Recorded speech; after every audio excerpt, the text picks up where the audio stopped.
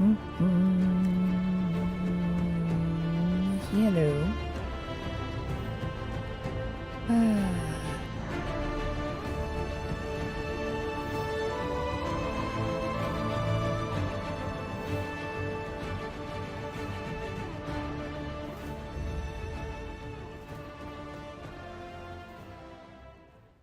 We were very near the end now.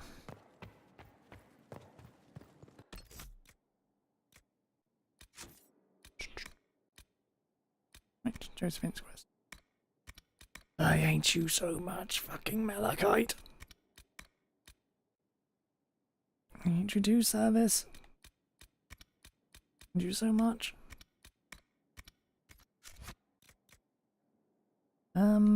Right, I was going to do something. Ah, right, I also looked up where the seeds I need are. Did I?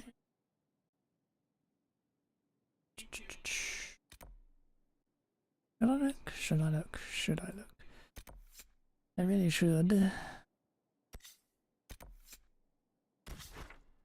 I also need to go to Crestwood again. You talk to them. See if I can do this quickly though.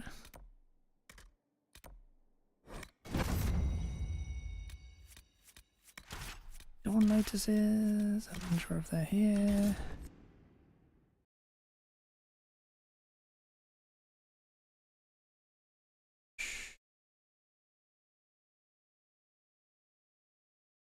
Everything else is in the Forbidden Oasis. Well, the other two.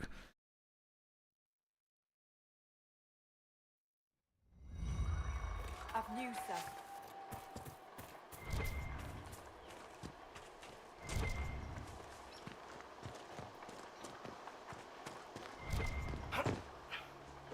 Notice, don't notice, don't notice. Where the hell do you appear?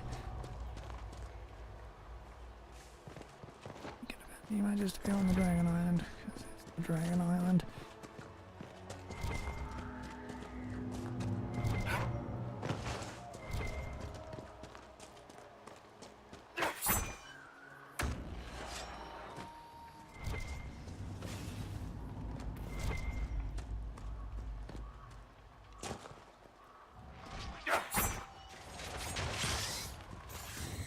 Goodbye.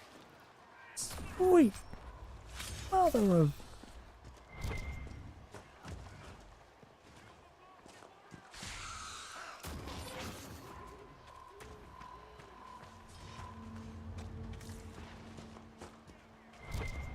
Ferelden has faced enough darkspawn for a lifetime. 10 years passed, and you can still see how the Blight haunts this country and its people.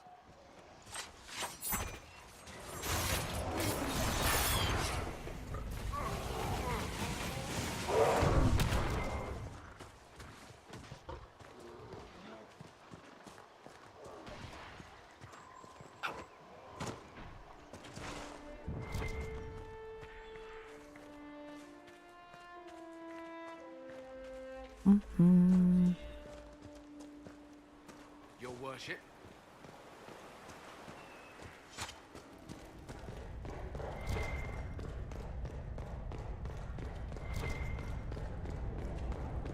I really wish I knew things spawned.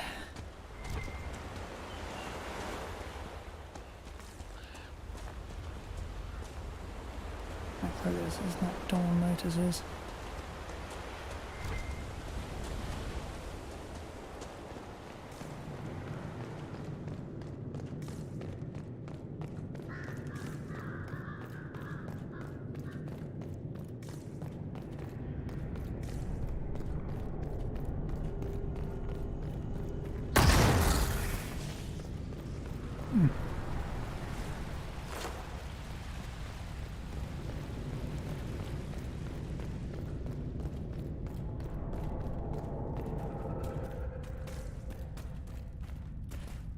One second, I just need to turn something down. Yeah.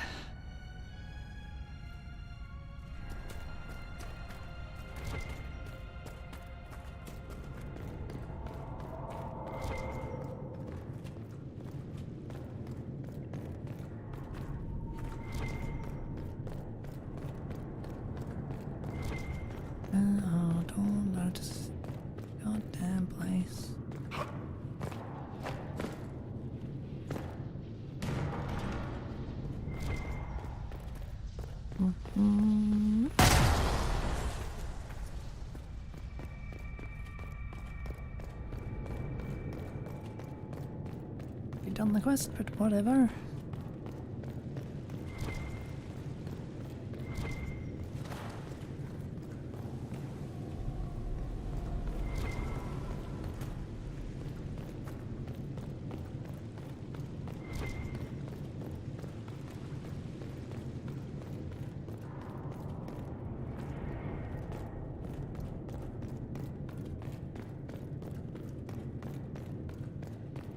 All I need to do is find one place where these damn things show up.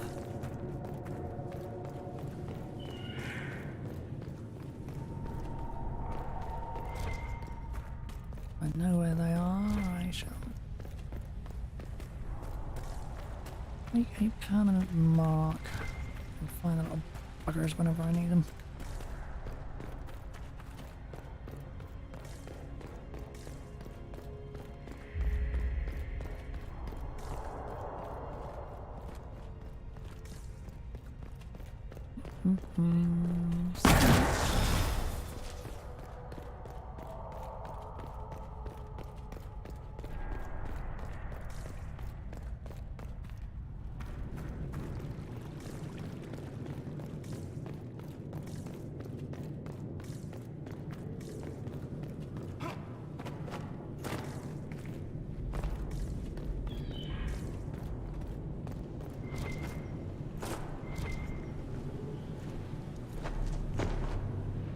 Like notices, all notices.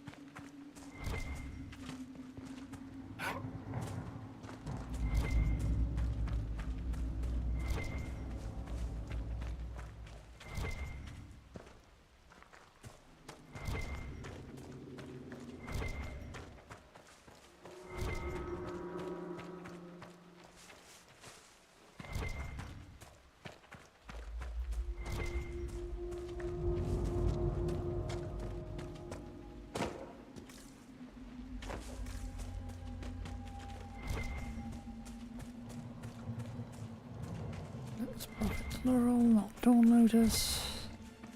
Is it being pointless to me?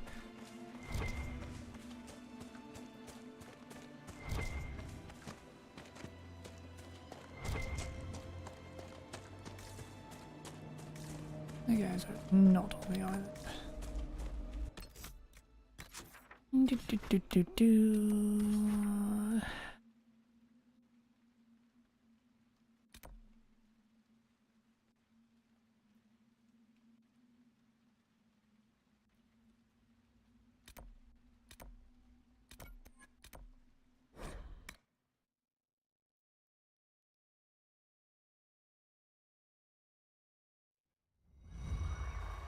This might interest yourself.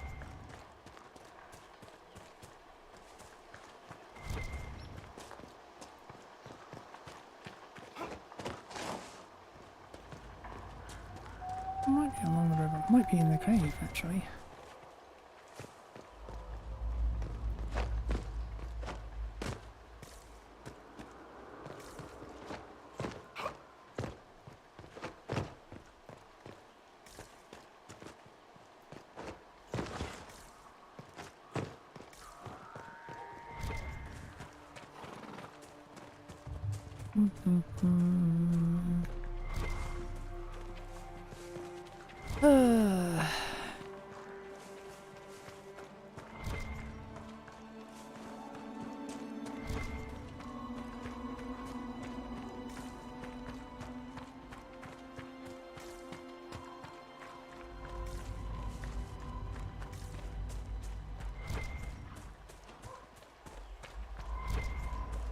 Fruit everywhere.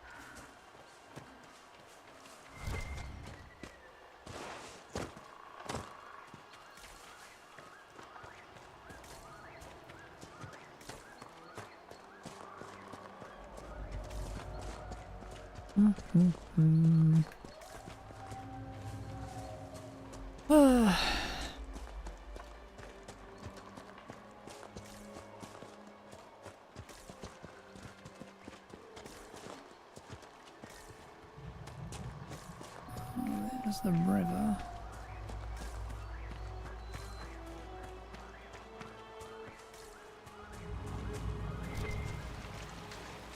Spindleweed, I can tell that from a mile away. It's over.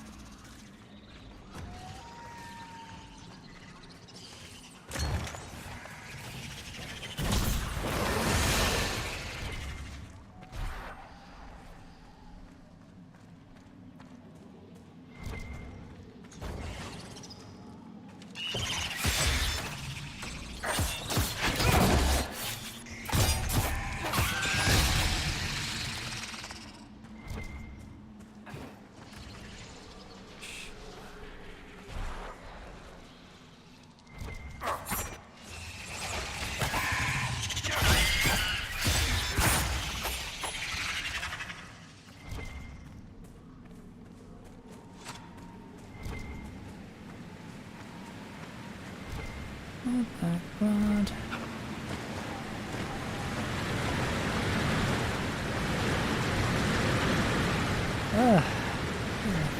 Look at the dawn notices in this place.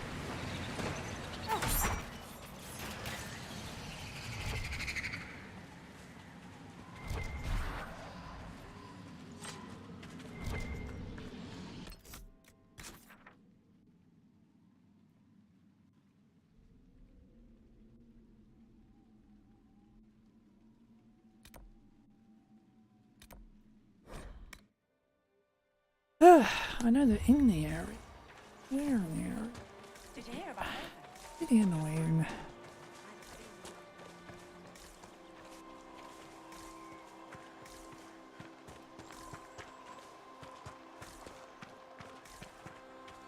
Find another area where they show up more often.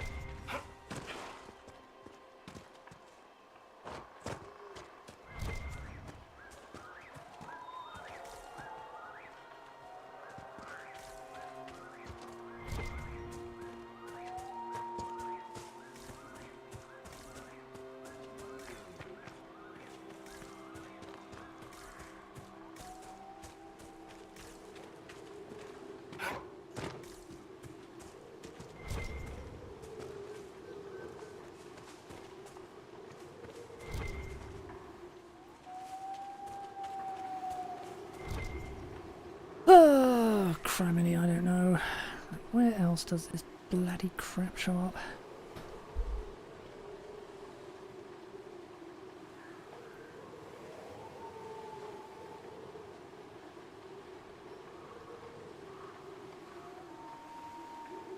Is it true that Leliana knows everything Lotus. about everyone? Only the Maker knows everything about everyone. But it doesn't hurt if people believe it of Liliana. You encourage it? It keeps people honest. Besides, Apparently it's found in the fellow mire. What is it?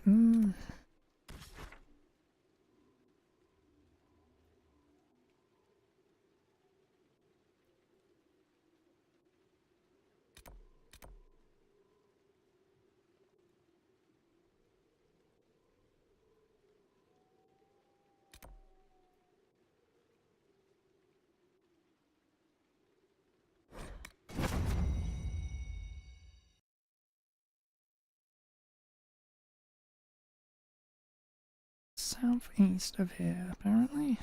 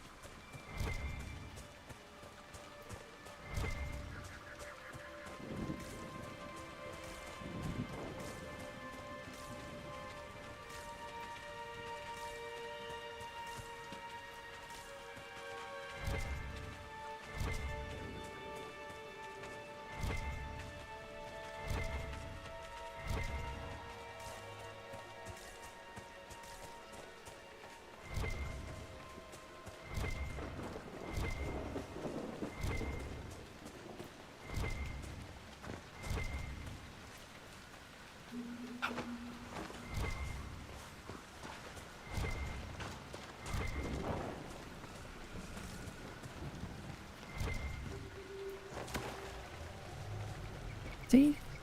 Yeah.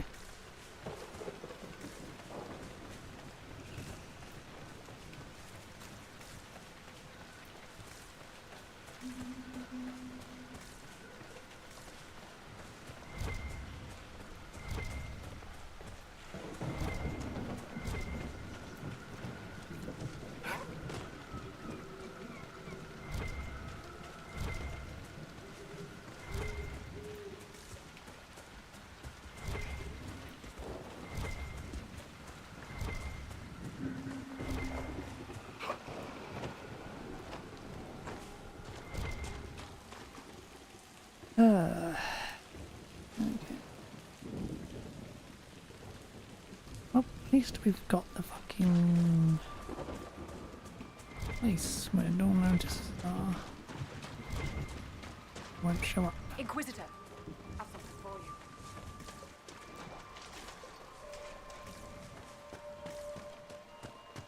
you. Would have made more sense to probably do this off stream, but if I have to suffer for it, so do you.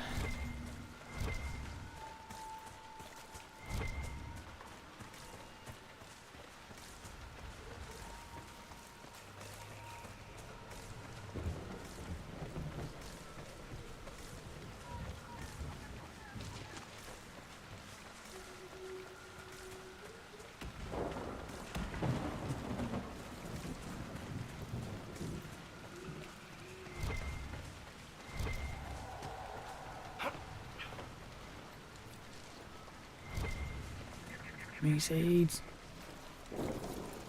Woohoo! Dawn seeds. Yay, that's that done. Right. And the other two should be in the Forbidden Oasis.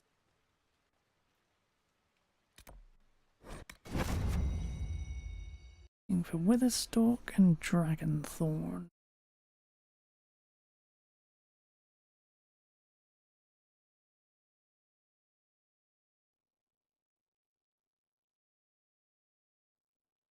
Hmm.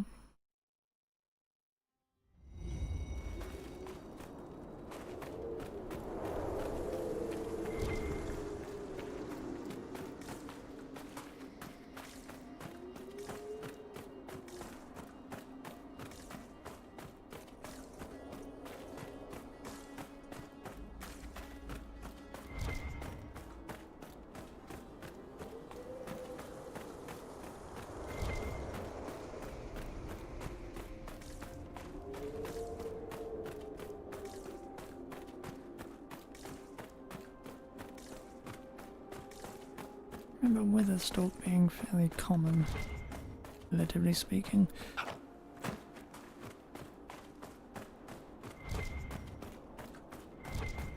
Don't remember Dragonthorn at all though, which is less than ideal.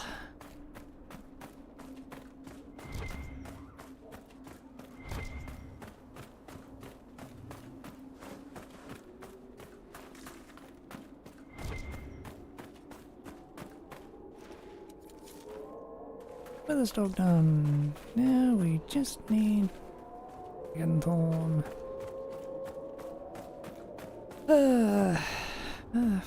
Fuck was Dragonthorn?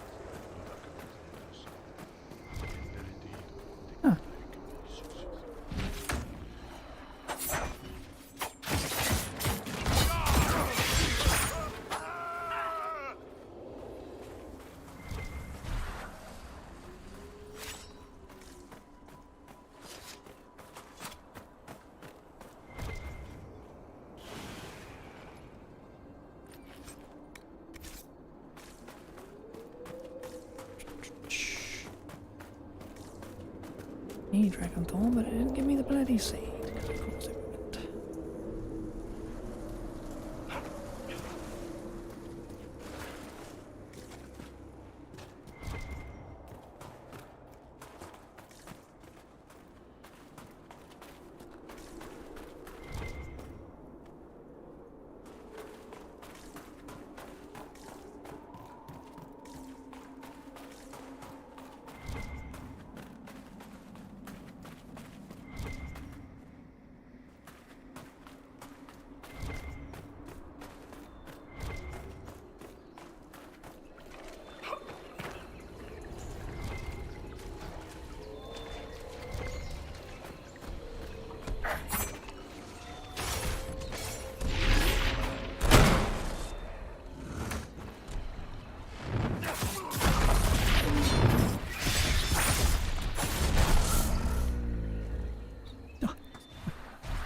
Quickly. Oh my god.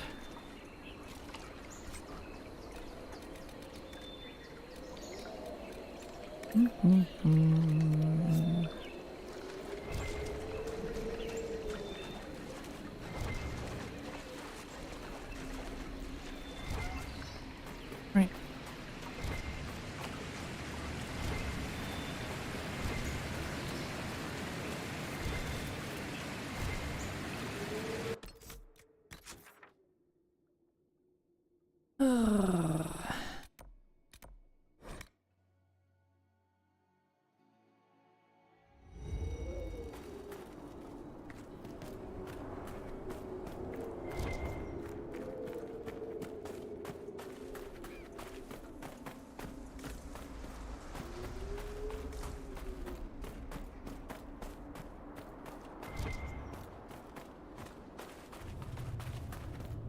Stalk, we want Dragon Thorn.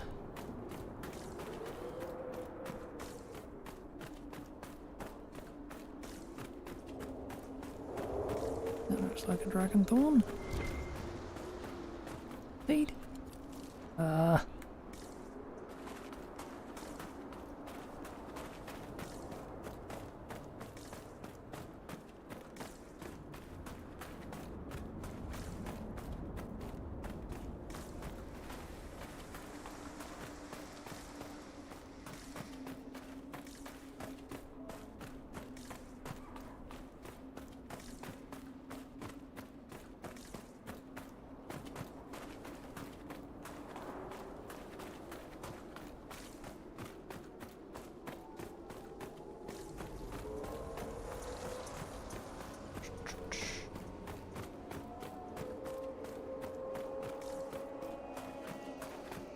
I've got a couple of sites right now.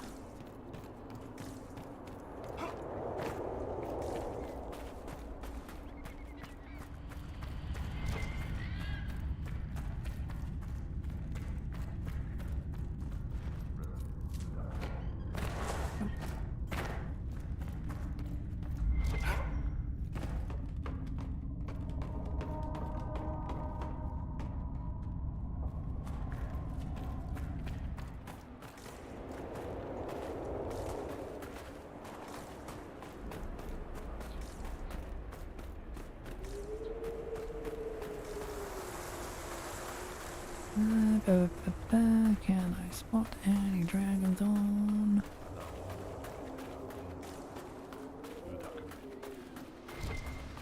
Dragon Thorn. Whoa! Got the seeds. Got all the nursery seeds. Yay! Hooray! Hooray! Neat. Now we never have to do that again.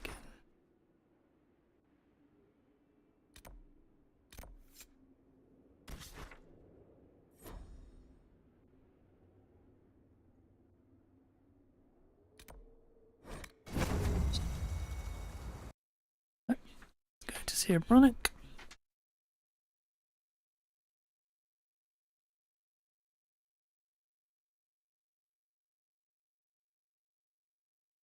And check in with the thingy.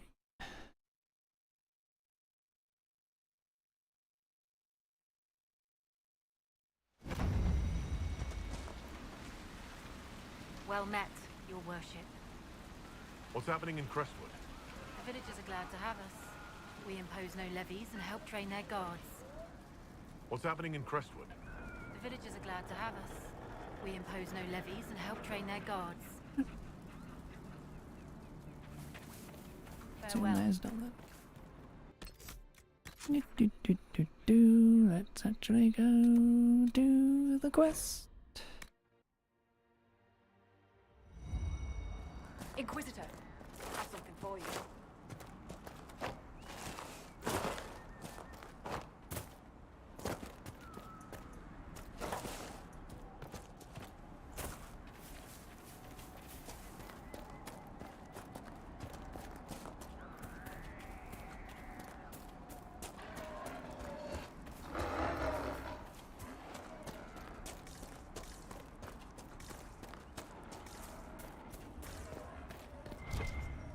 Glad you made it. I just got here myself. My contact with the wardens should be at the back of the cave. A group of wardens were protecting a villager from corpses out near Crestwood. They were likely hunting my friend. I'm glad they didn't come looking for people to help in here. They might well be good men, but they've been given bad orders.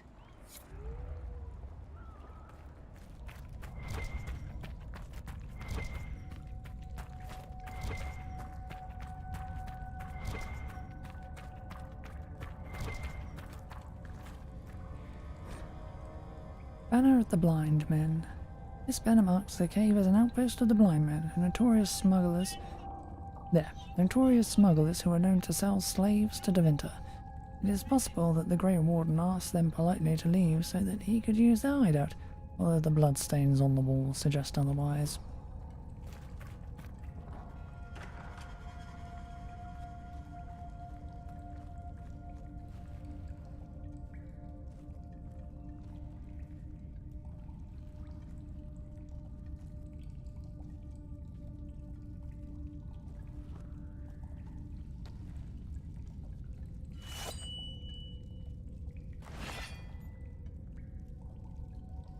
It's just us. I brought the Inquisitor. Warden Loghain McTeer. I believe we have a common cause, Inquisitor. There was a Loghain who joined the Wardens after he lost Ferelden's throne. The traitor Terran. Yes.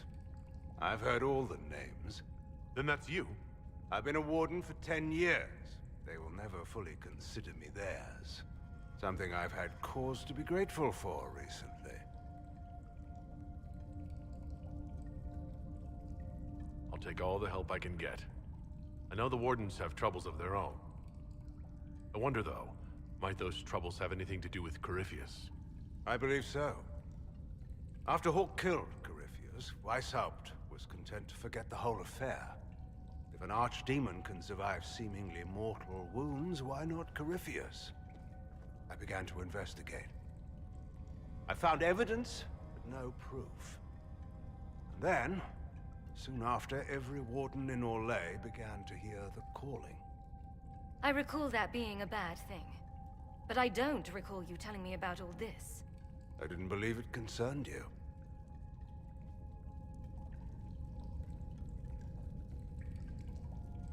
You think Corypheus is using this calling to control the Grey Wardens? Not directly, no. The calling warns a Grey Warden that his corruption will soon claim him, that he is dying. And every Grey Warden in Orlais is hearing that right now. They think they're dying. Yes. Thanks to Corypheus, I believe. If the Wardens fall, who will stop the next blight? That is what's panicked my brethren. And then they do something desperate. Which is, of course, what Corypheus wants.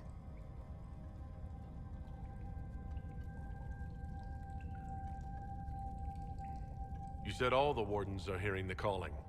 Does that include you? And also you, Blackwall? Yes. It's like an itch at the back of my mind. At times, it's barely there at all. But then I find myself starting to hum it under my breath. It is vile. I can understand why so many Wardens have gone mad from fear of it. I do not fear the calling. And worrying about it only gives it power. Anything Corypheus does will only strengthen my resolve. Is the calling they're hearing real?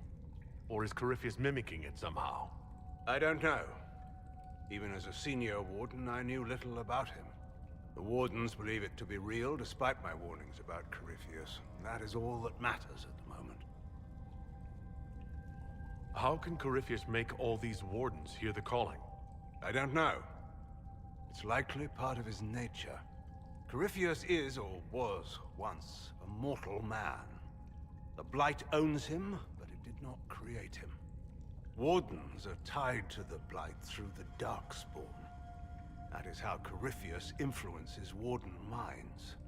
Somehow he is using that power to mimic the calling. So the Wardens think they're dying and have stopped thinking clearly. That won't go well.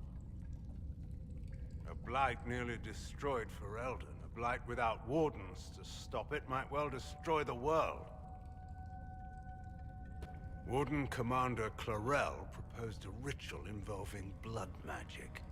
A desperate measure to prevent further blights. When I protested the plan, called it madness, they tried to arrest me. Grey Wardens are gathering here, in the western approach. It's an ancient Tevinter ritual tower. Meet me there, and we will find answers. Let's go. If we wish to stop my fellow Wardens, we should get to their ritual tower at the western approach. I heard something of what happened in Ferelden. How is it you weren't executed? When your mistakes are public, everyone feels they have the right to a personal apology. In the final hours of the Blight, the Wardens were short-handed. They needed every soldier they could get. The rest of my life will be my penance. How did you end up an enemy of the Wardens again? When the calling began, I searched as much as anyone for an answer. I protested the rituals, but faced little resistance until I began to investigate the death of Corypheus. The Warden mages branded me a traitor and attacked. When I defended myself, Clarel ordered my death. I'd like to know more about Warden Commander Clarel. I've served under her since coming to Orlais. She seemed fair, for dedicated. Perhaps that was the problem. I, more than anyone, know the cost of too much dedication. Do you think Clarel is acting of her own volition? Calling does not control minds, and I doubt Clarel could fall to Corypheus without others noticing. Whatever mistakes she makes of her own accord. Hopefully, we will learn more in the Western approach. Corypheus was imprisoned by the Wardens, right?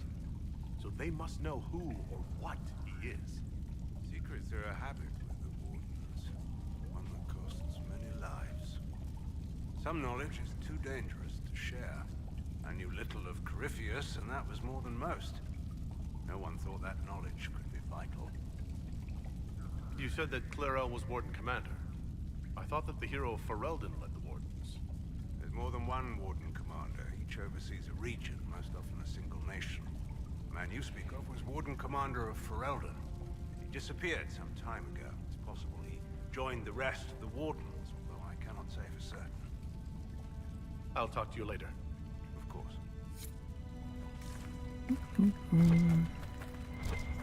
I heard what he said. Hopefully we'll find some answers in the Western approach. Regarding the calling, so many refuse to speak of it. How can we know it? How can we identify it if we do not share it? Calling is not a source of shame.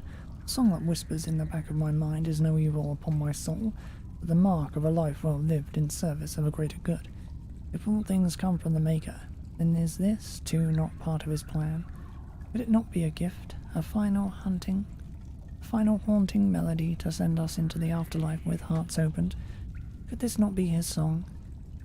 It scratches at my thoughts, the music almost a voice.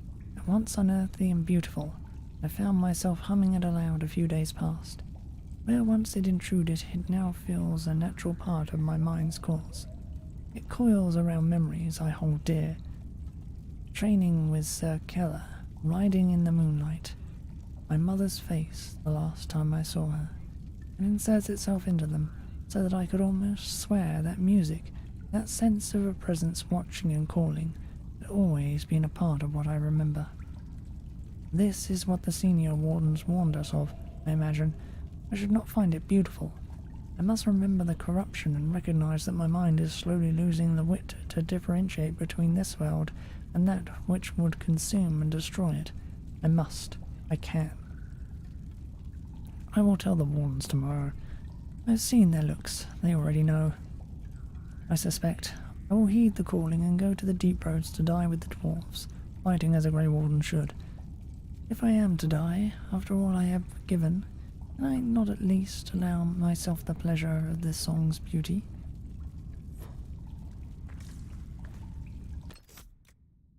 Right. Now to the Western approach. Already been well and truly cleared. Apart from that, obviously.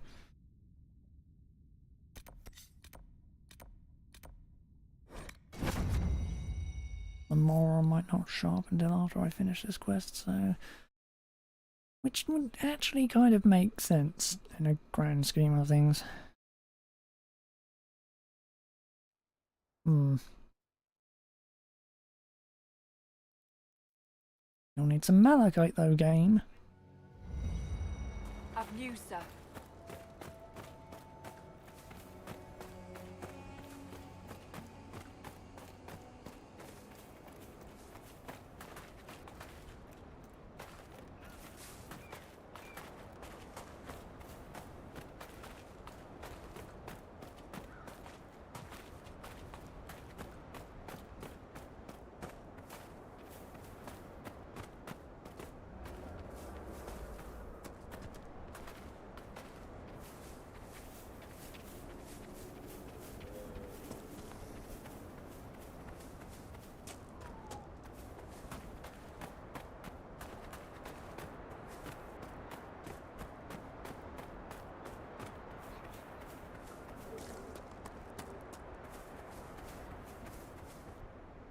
Good.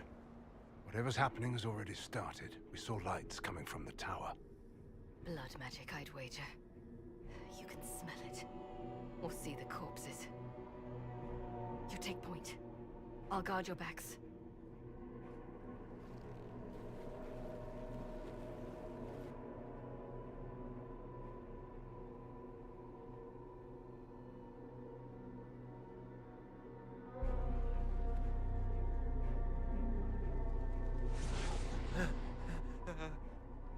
Wait! No. Warden Commander Clarel's orders were clear. This is wrong! Remember your oath. In war, victory. In peace, vigilance. In death, I'm sorry. Sacrifice.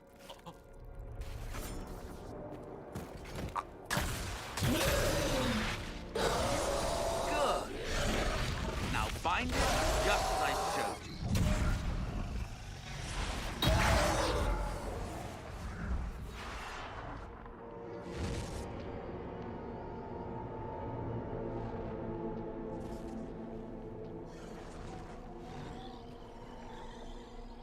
Inquisitor, what an unexpected pleasure.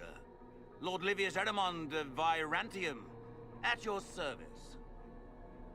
You're no warden, mage. But you are. The one Clarel let slip.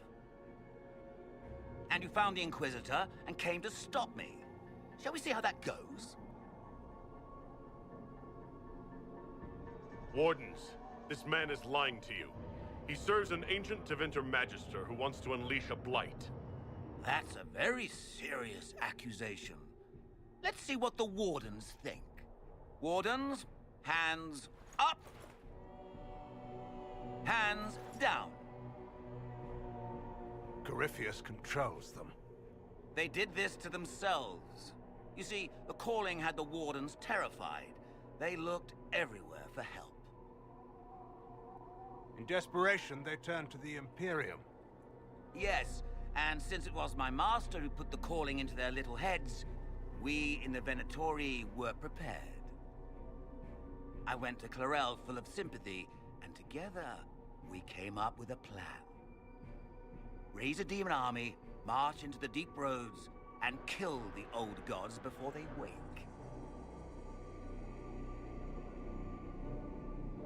Corypheus marching across Orlais with an army of demons. That was in the future I saw at Redcliffe. And now you know how it begins. Sadly for the Wardens, the binding ritual I taught their mages has a side effect. They are now my master's slaves. This was a test. Once the rest of the Wardens complete the ritual, the army will conquer Thedas.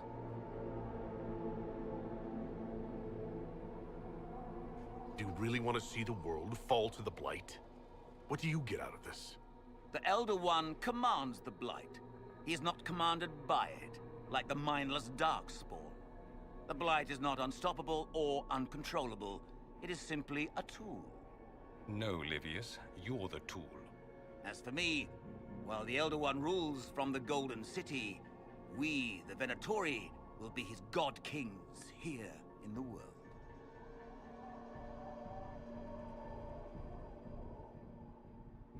So Corypheus influenced the Wardens and made them do this ritual? Made them? No!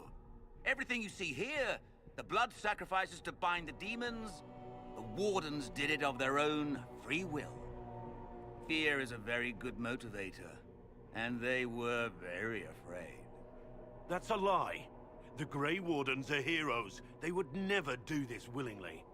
The Grey Wardens care about nothing save stopping blights. They will do anything to accomplish that. You should have seen Clarel agonize over the decision. Burdens of command, I suppose. Why would Clarel risk using demons? Demons need no food, no rest, no healing. Once bound, they will never retreat, never question orders. They are the perfect army to fight through the deep roads. Or across Orlais. Now they are bound to my master. Why would the wardens try to kill the old gods? A blight happens when dark spawn find an old god and corrupt it into an archdemon. If someone fought through the deep roads and killed the old gods before they could be corrupted, woof, no more blights, ever. The wardens sacrificed their lives and saved the world.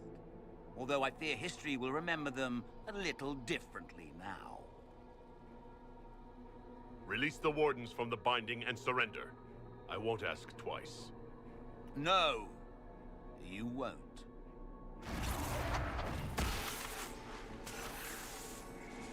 The Elder One showed me how to deal with you in the event you're foolish enough to interfere again.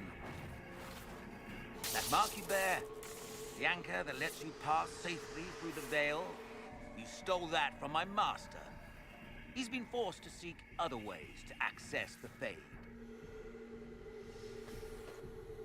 When I bring him your head, his gratitude will be... Ah!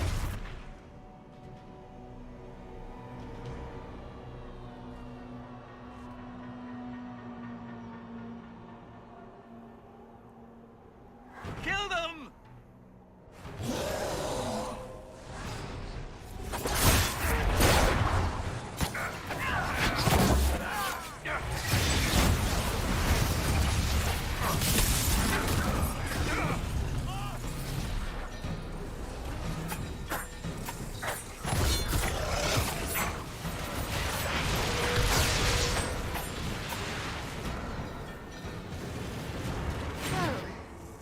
That went well. As you feared, the mages who completed the ritual are under the thrall of Corypheus. And the Warden warriors? Oh, of course. It's not real blood magic until someone gets sacrificed. Eramund lied to the wardens. They were trying to prevent future blights. With blood magic and human sacrifice. Despite their lack of wisdom, they acted out of necessity. All blood mages do. Everyone has a story they tell themselves to justify bad decisions. And it never matters. In the end, you are always alone with your actions. In the direction Eramon fled, the only structure of note is an abandoned Warden fortress, Adamant. I suspect we'll find the Wardens there. I suppose it's fortunate a friend once gave me some old maps. Good thinking. The Warden and I will scout out Adamant, and confirm that the other Wardens are there. We'll meet you back at Skyhold.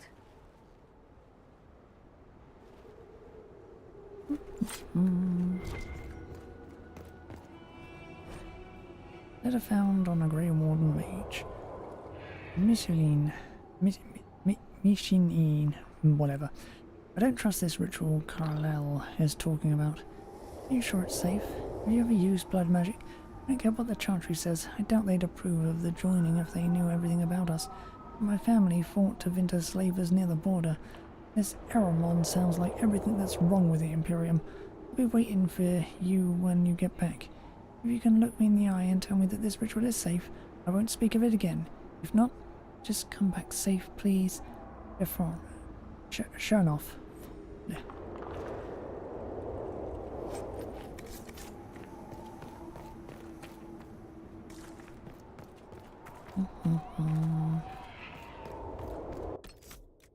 Right.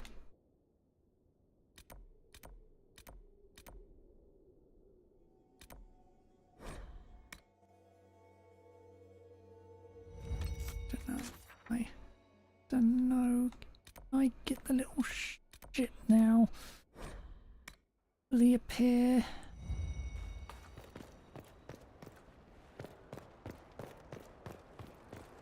Inquisitor, if you have a moment.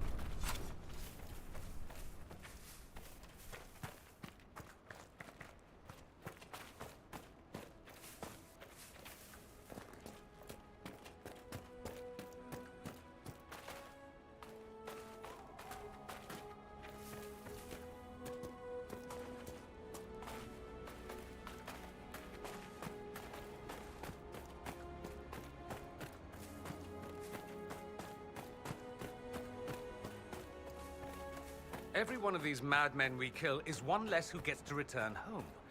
Warms my bitter little heart.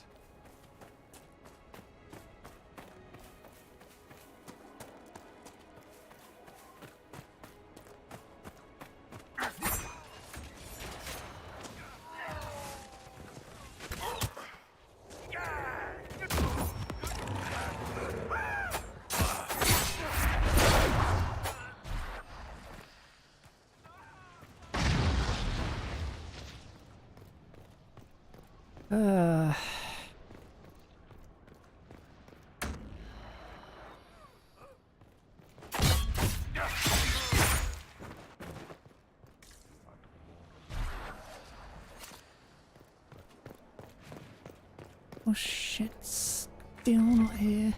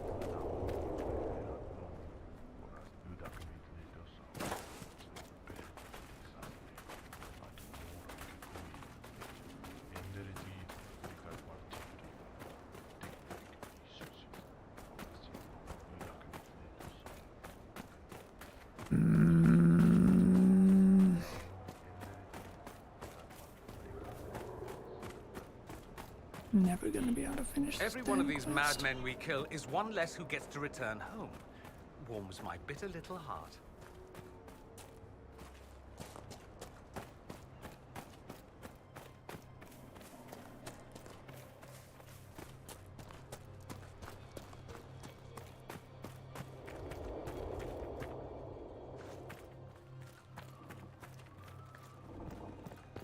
Where invisible is he? No, no, no.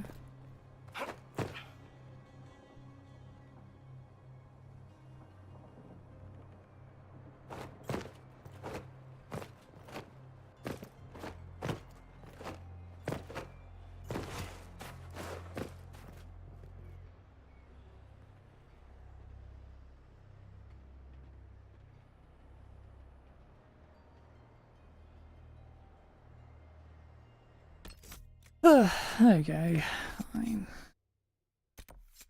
I'll be back. Get you eventually, you little shit. Ugh. Or I probably won't.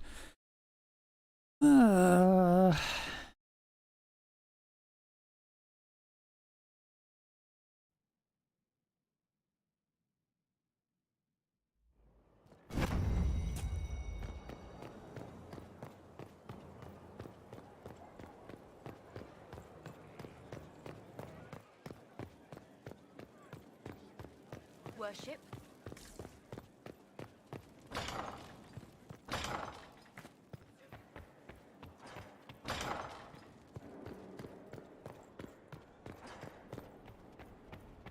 I tracked that Venatori mage back to Adamant Fortress. They're looking at assault options now in the war room. Thanks for coming. You did well, Varric. The Inquisitor is just who we need. Oh, it's been great. Murderous wardens, archdemon attacks, plenty of blood mages and crazy Templars. Just like home. I know how much you hated leaving Kirkwall. This is the ass end of Thedas. You know they eat snails here? Still, I think I need to finish this out. If it weren't for me and Bartrand, none of this would have happened. So much for changing our lives. That's what happens when you try to change things. Things change. You can't always control how. I tracked the wardens to Adamant Fortress, Inquisitor. Your specialists have my full report.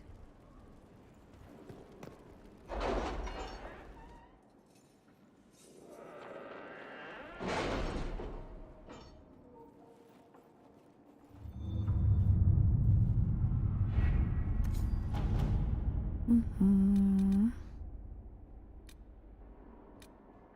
opening the roads was the thing I unlocked. While the Inquisition has done much to remove threats from the roads to Orlais and Ferelden both, it is not the same as reliably securing trade routes. After what happened, it will take time for the village to recover. An altogether more expensive proposition, Bonnie Sims nevertheless feels the Inquisition is on the cusp of achieving it. With further commitment, the Inquisition can arrange that merchants of our various interests will be free to bring their wares. It is well worth the effort.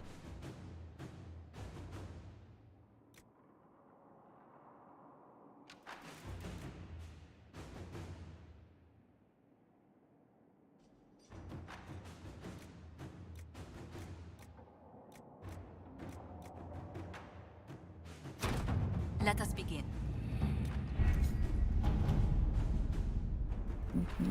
You do that.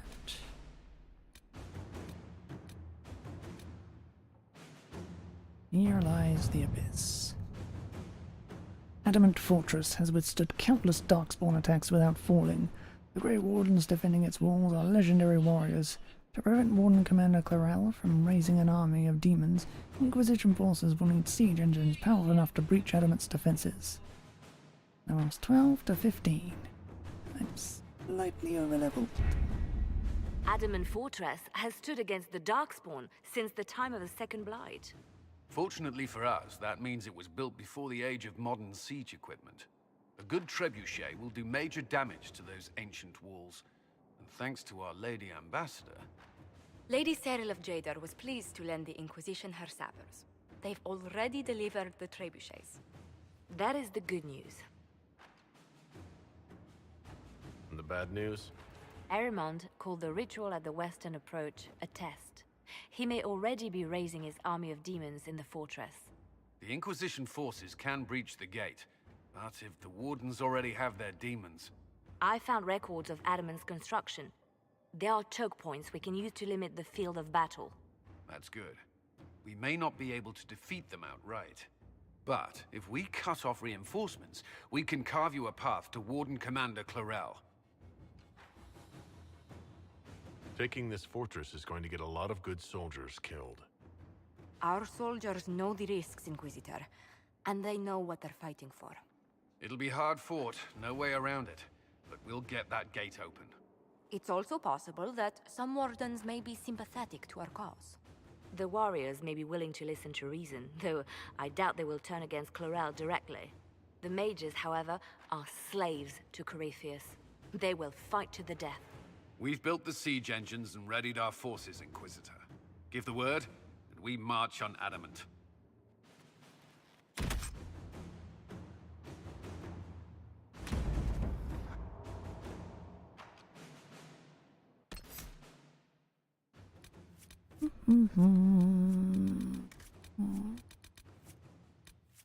Well, Eric. Let's have this. Why not?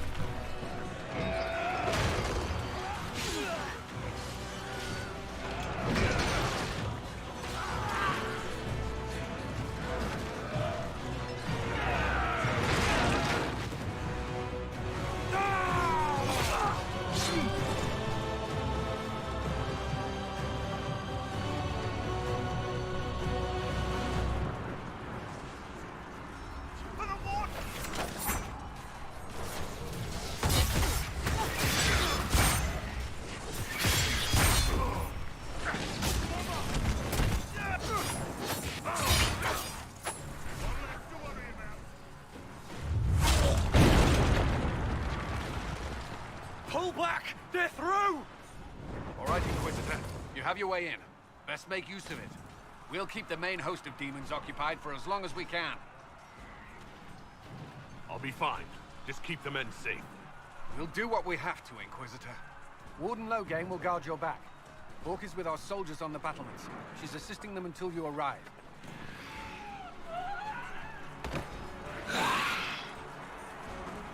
There's too much resistance on the walls. Our men on the ladders can't get a foothold. If you can clear out the enemies on the battlements, we'll cover your advance.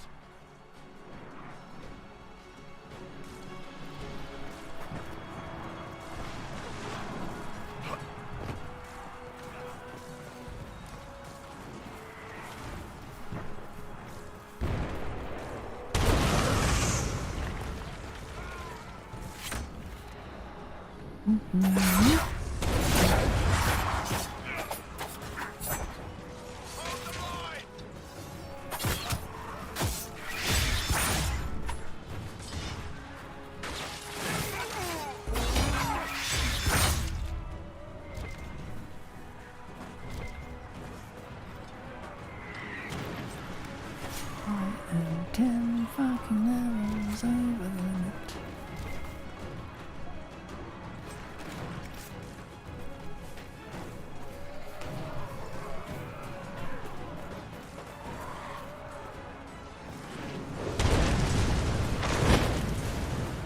Inscription upon a trebuchet stone, in flowing formal script. All who walk in the sight of the Maker are one, and amend them underneath it, painted quickly and slowly. Stick this in your taint, Blighty.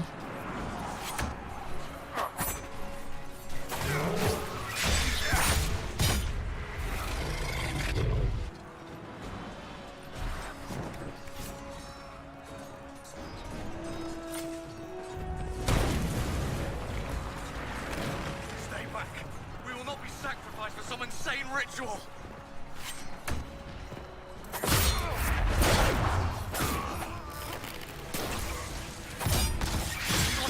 Can't you see? This is madness!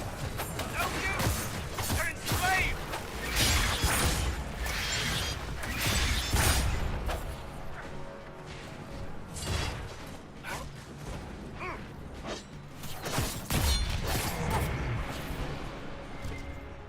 Keep your distance! The Inquisition is here to stop Clarel, not to kill wardens. If you fall back, you won't be harmed. All right. My men will stay back. We want no part of this. Deal with Clarel as you must. Well spoken. Did not look forward to killing more wardens.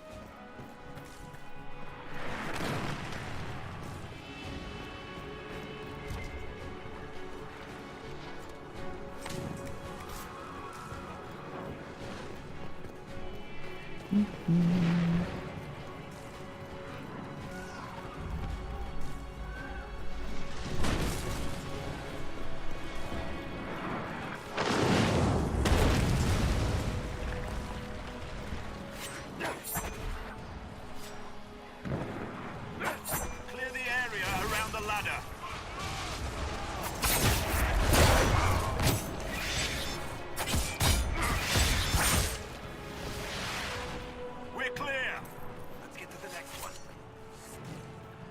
Press on ahead, your worship. We'll clear a path for the rest of our forces.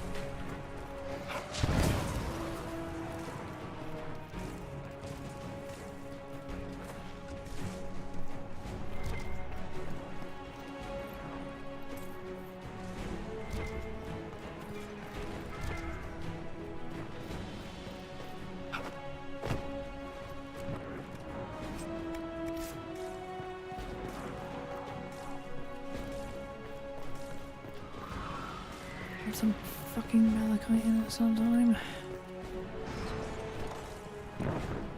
Blood mages! It's always blood mages!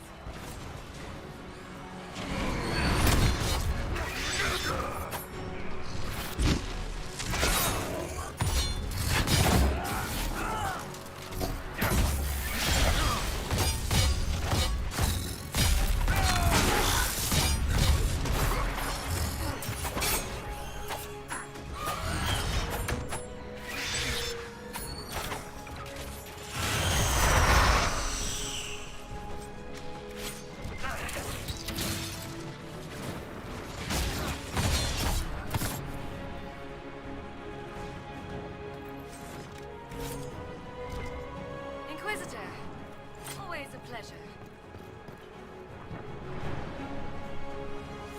Good work. Stay with my forces and see that they survive this. I'll keep the demons off them as best I can.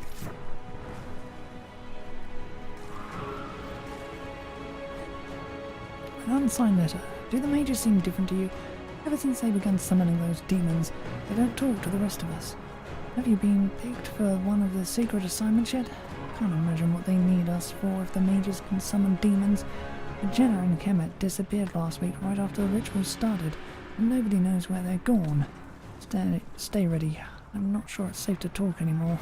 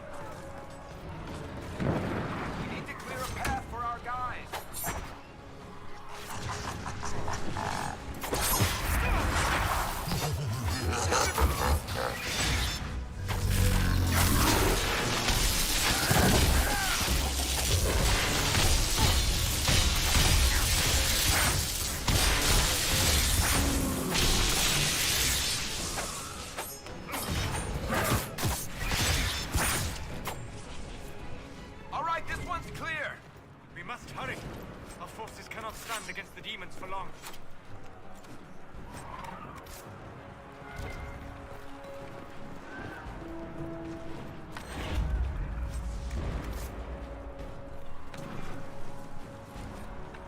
A letter from Warden Clement Corell. Magister Aramond. I'm not an untutored apprentice. The Grey Warden mages who left the circle just after their harrowing might take your explanations at face value, but I was an enchanter before I joined the Grey Wardens. That the sacrifices, the death are necessary to bind the demon, I grant you. You know more of such things than I, and I make no judgment upon it. But the manner of my mages since binding the demons is still unsettling. They answer my questions readily. The words are spoken by rote, and several of the non-mages have complained that their comrades seem cold and unfeeling since the ritual. Some of that is natural, I grant you. One cannot kill a brother and come away unchanged. But if there is more to this, I will have it from you. The Inquisition presses us to action. Continue the rituals. We must destroy them before we venture into the deep roads. So be it. But do not lie to me, Erland. I stand against the Blight. No man, no Inquisitor, no Magister will get in my way. Clarel.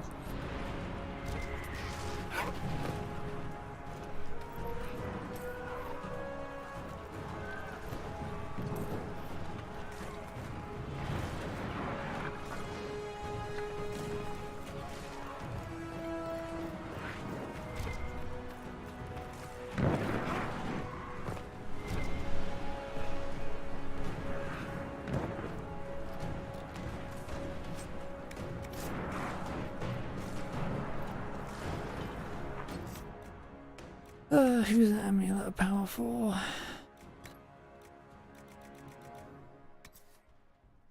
Blackwall?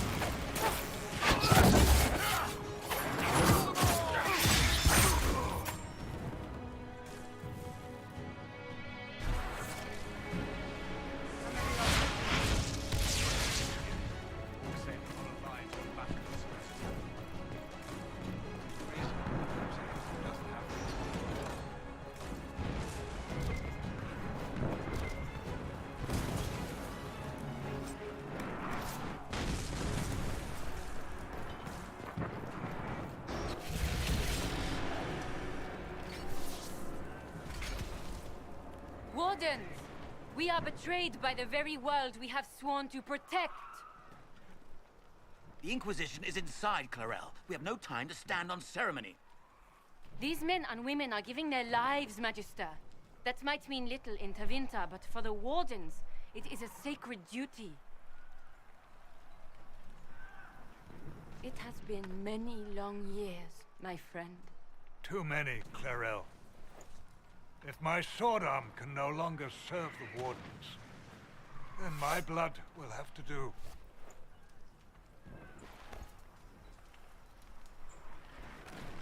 It will.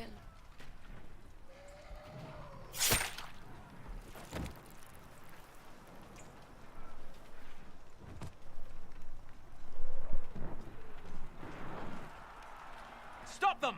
We must complete the ritual!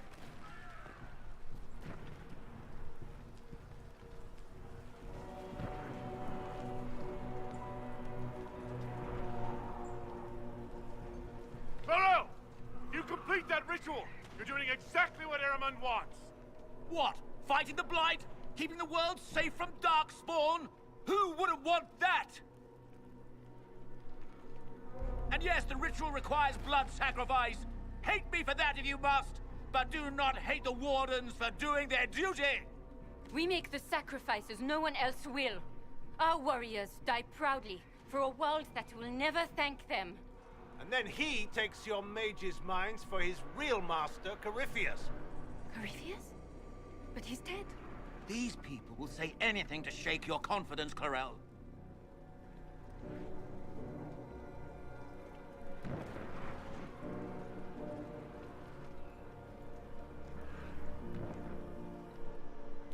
Bring it through!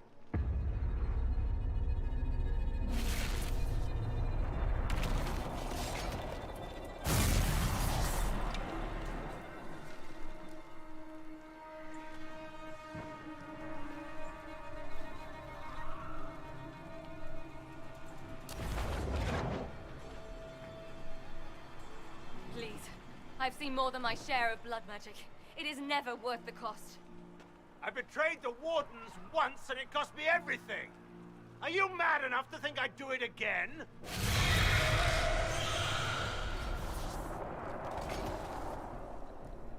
Be ready with the ritual, Clarel. This demon is truly worthy of your strength.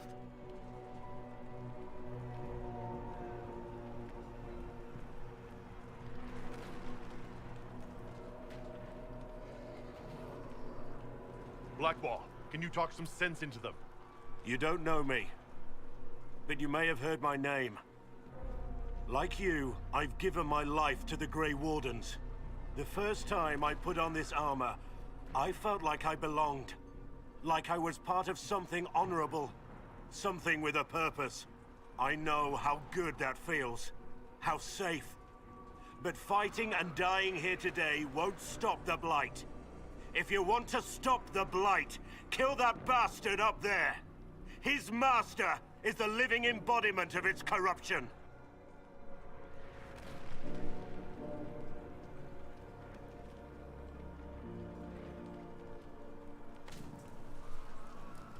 Clarel, we have come so far. You're the only one who can do this. Perhaps we could test the truth of these charges to avoid more bloodshed. Or perhaps I should bring in a more reliable ally. My master thought you might come here, Inquisitor. He sent me this to welcome you.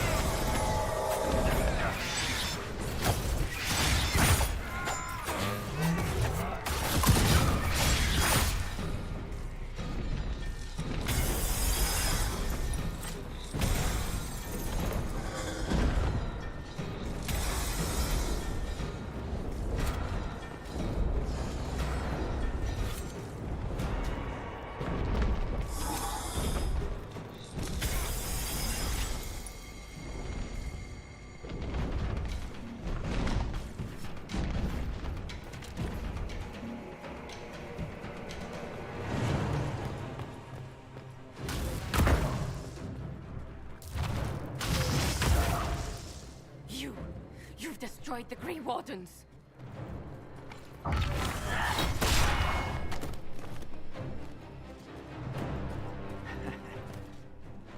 You did that to yourself, you stupid bitch.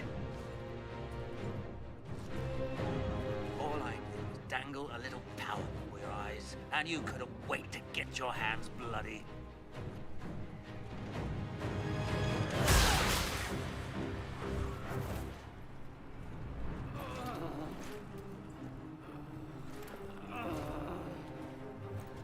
You could have served a new god. I will never serve the Blight!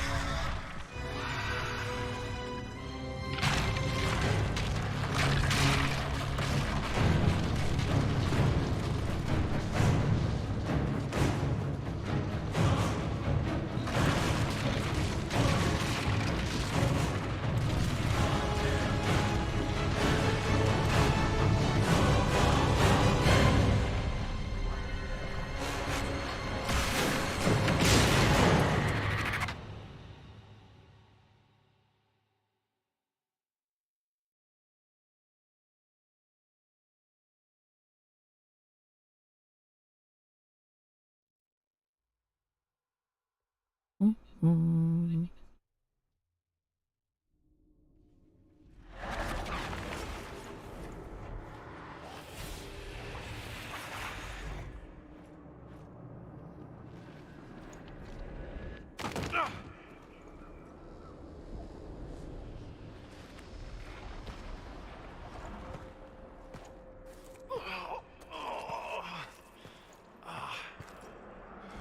What happened?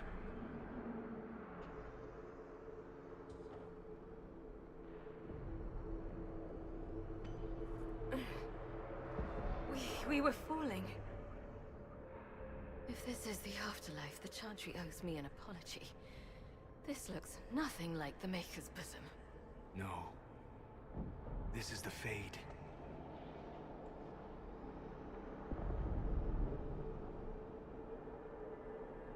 The Inquisitor opened a rift. We came through. And survived. I never thought I would ever find myself here physically. Look. The Black City. Almost close enough to touch.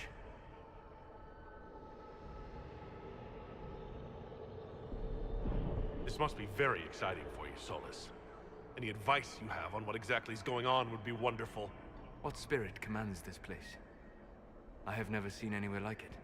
It's not how I remember the Fade either. Perhaps it's because we're here physically, instead of just dreaming. The stories say you walked out of the Fade at Haven. Was it like this? I don't know. I still can't remember what happened the last time I did this. Well, whatever happened at Haven, we can't assume we're safe now. That huge demon was right on the other side of that rift Eramond was using, and there could be others. In the real world, the rift producing the demons was nearby in the main hall. Can we return to the world through that?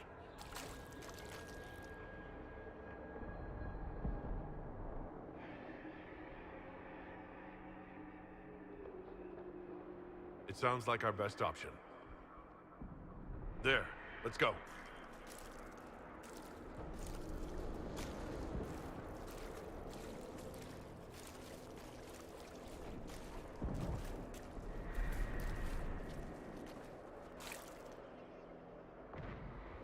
This is fascinating. It is not the area I would have chosen, of course. But to physically walk within the Fade. Right.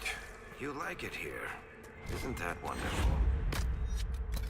Yes, literally. Solus, you're the expert on this place. Anything helpful? The Fade is shaped by intent and emotion. Remain focused, and it will lead you where you wish to go. The demon that controls this area is extremely powerful. Some variety of fear, I would guess. I suggest you remain wary of its manipulations, and prepare for what is certain to be a fascinating experience.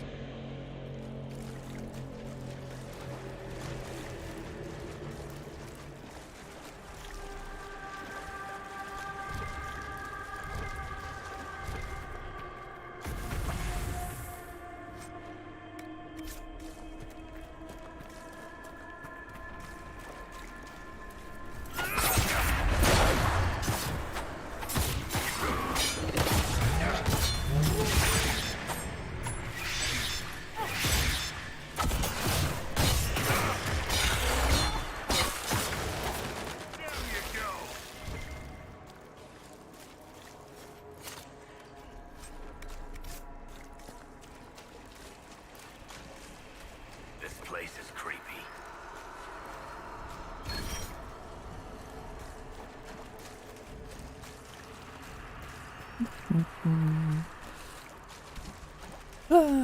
Time to get all the stat boosts again.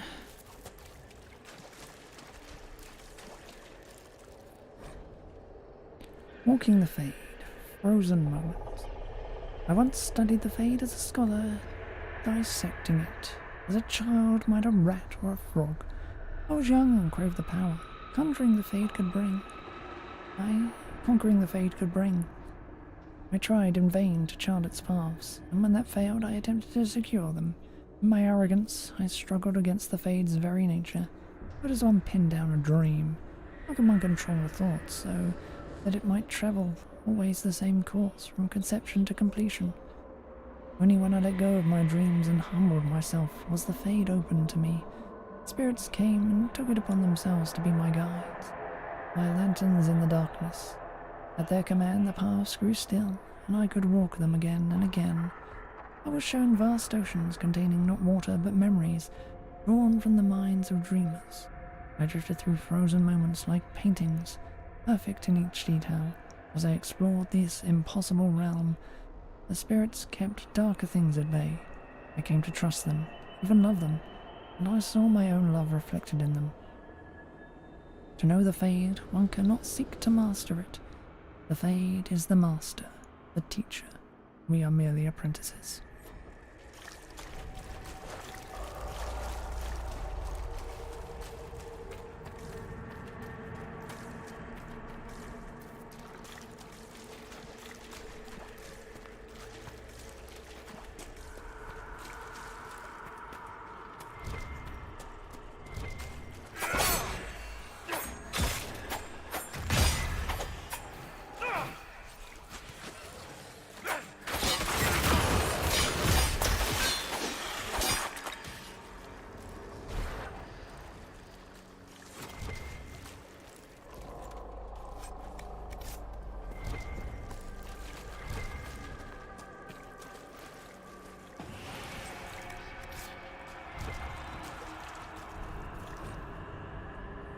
Flee from the warrior to the spirits. The wolves were our allies in the old days, before Andraste, before the Maker. We knew this to be so. But man grew tired of the chase, the hunt, the truth of fang and steel and blood. Man put seeds in the ground, tended cattle and chickens, and built fences to keep the wolves away. Man bred hounds that would heel and sit and obey, and told himself that the hounds were just as good. Now the Darkspawn come again. They break our fences, kill our cattle and chickens, burn our crops. Our dogs cower with tails between their legs.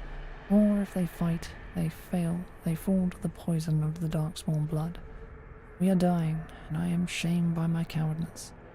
The ways of man and hound are not enough. I come to you, spirits of the old forest. I who built fences. I who came with fire and steel to drive you away. I come to you because fear has made my arms weak. I ask you for unforgiving rage to make them strong again. Kill the hound in my heart, and grow strong from the meat on its bones. In its place give me the wolf.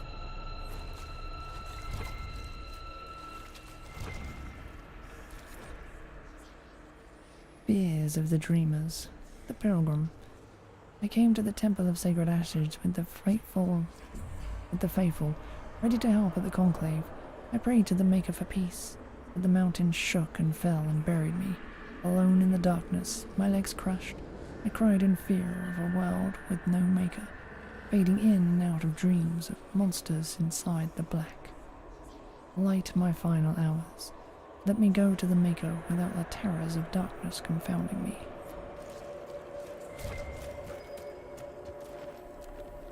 There must be something here.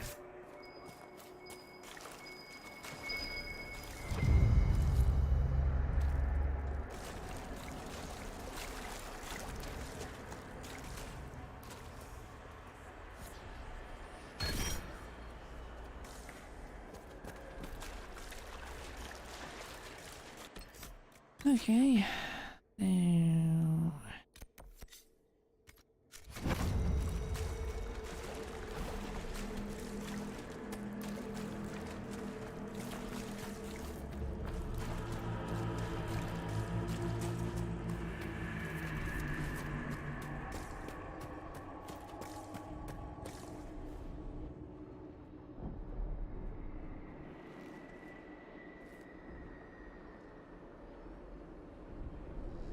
Impossible.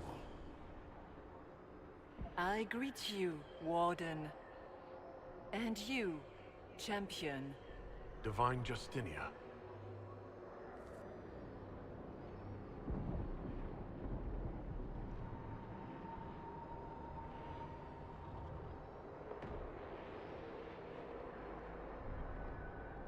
What are you, a spirit? A demon? The real Divine couldn't have survived Haven. Couldn't she? How much of Haven do you truly remember? You think my survival impossible, yet here you stand alive in the Fade yourselves. In truth, proving my existence either way would require time we do not have. Really? How hard is it to answer one question? I'm a human, and you are? I am here to help you. You do not remember what happened at the Temple of Sacred Ashes, Inquisitor. No, I don't. The memories you have lost were taken by the demon that serves Corypheus. It is the nightmare you forget upon waking. It feeds off memories of fear and darkness, growing fat upon the terror. The false calling that terrified the wardens into making such grave mistakes? Its work. And perhaps I owe this nightmare a visit. You will have your chance, brave warden. This place of darkness is its lair. Corypheus seems to have a lot of demons at his disposal. How does he command so many? I know not how he commands his army of demons. His power may come from the Blight itself, but the nightmare serves willingly. For Corypheus has brought much terror to this world. He was one of the Magisters who unleashed the first Blight upon the world, was he not? Every child's cry as the Archdemon circles. Every dwarf's whimper in the deep roads. The nightmare has fed well.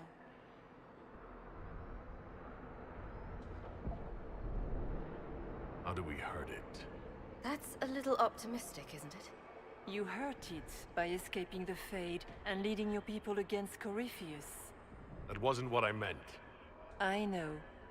But for now, it is the best answer I can give you. When you entered the Fade at Heaven, the demon took a part of you. Before you do anything else, you must recover it.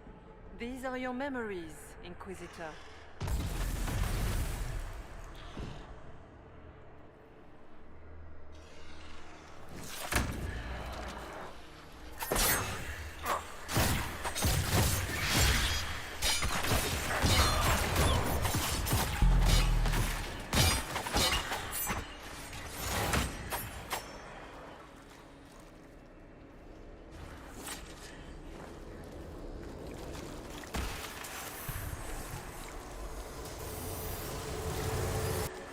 Bring forth the sacrifice.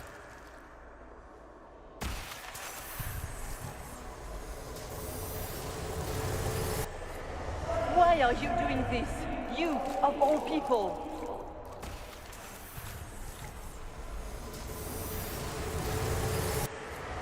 What's going on here?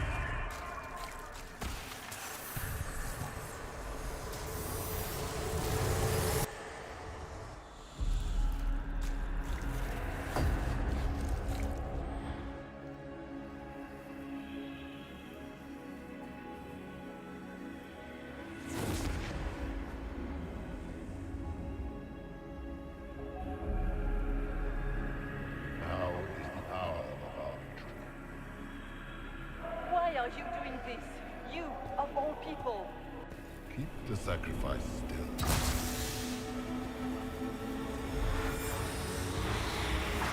Someone, help me!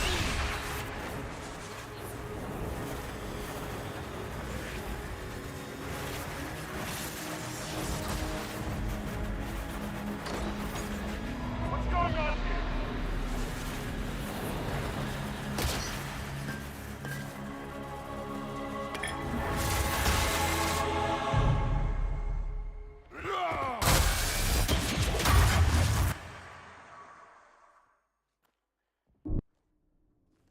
So Andraste didn't bestow her mark upon you, it came from the orb Corypheus used in his ritual.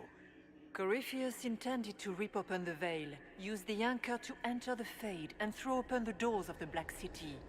Not for the old gods, but for himself. When you disrupted his plan, the orb bestowed the anchor upon you instead.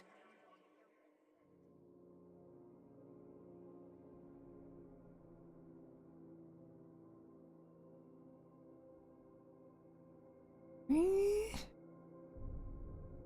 don't want any of these bloody things. So this is what? An accident? A random ricochet in the middle of a fight? And if it was? If it was, then neither the Maker nor Andraste were in any way involved in this. I'm just... If you believe in the Maker, then you believe he made this world, and everything in it, including your accident. And if you do not, then nothing has changed. You cannot escape the lair of the nightmare until you regain all that it took from you. You have recovered some of yourself, but now it knows you are here. You must make haste. I will prepare the way ahead.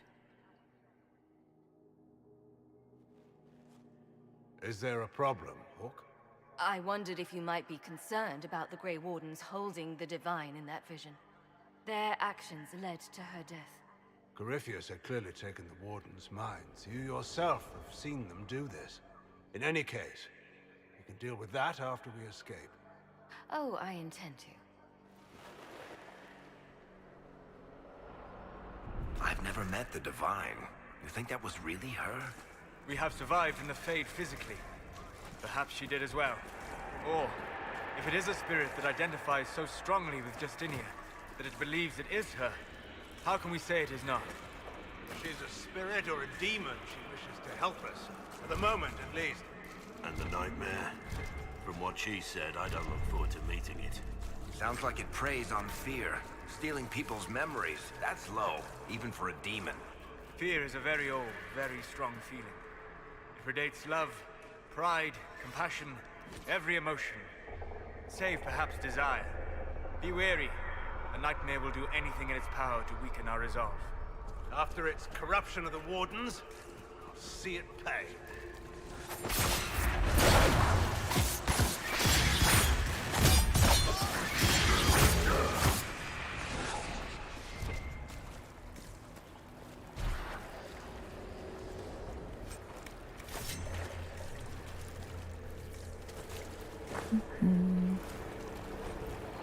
Letter written in a shaking hand.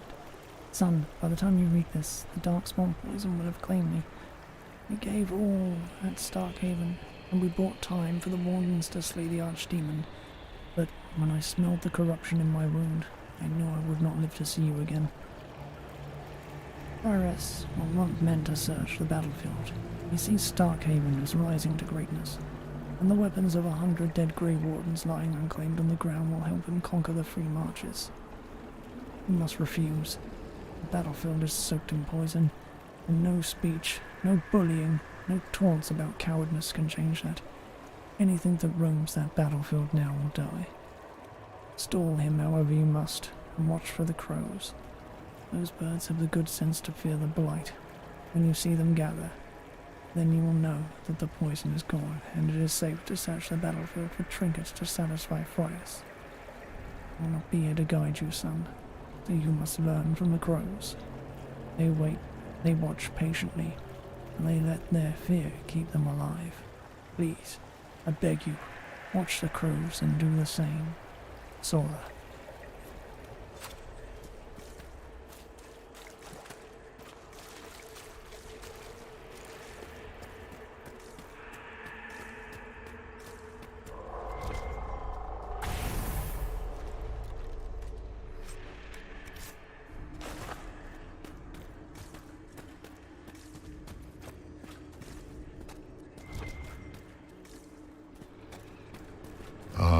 We have a visitor.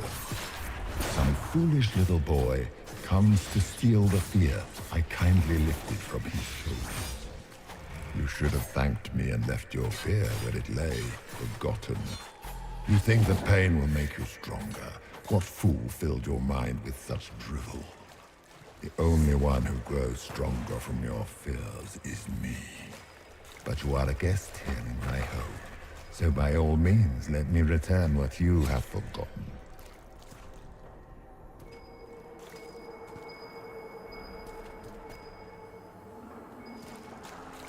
I expected worse. These are but minor servants of a nightmare. Pity.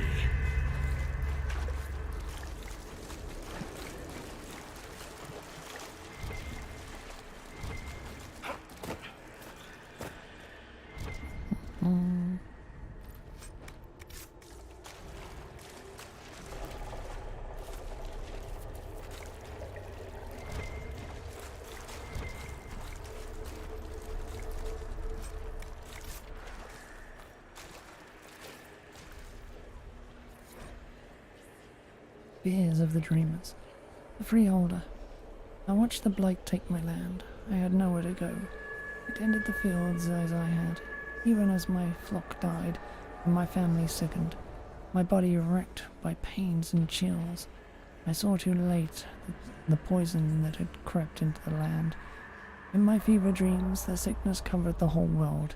I wept in fear for the family I killed with my foolish pride. Show me that this world survives. Show me that the poison does not take everything.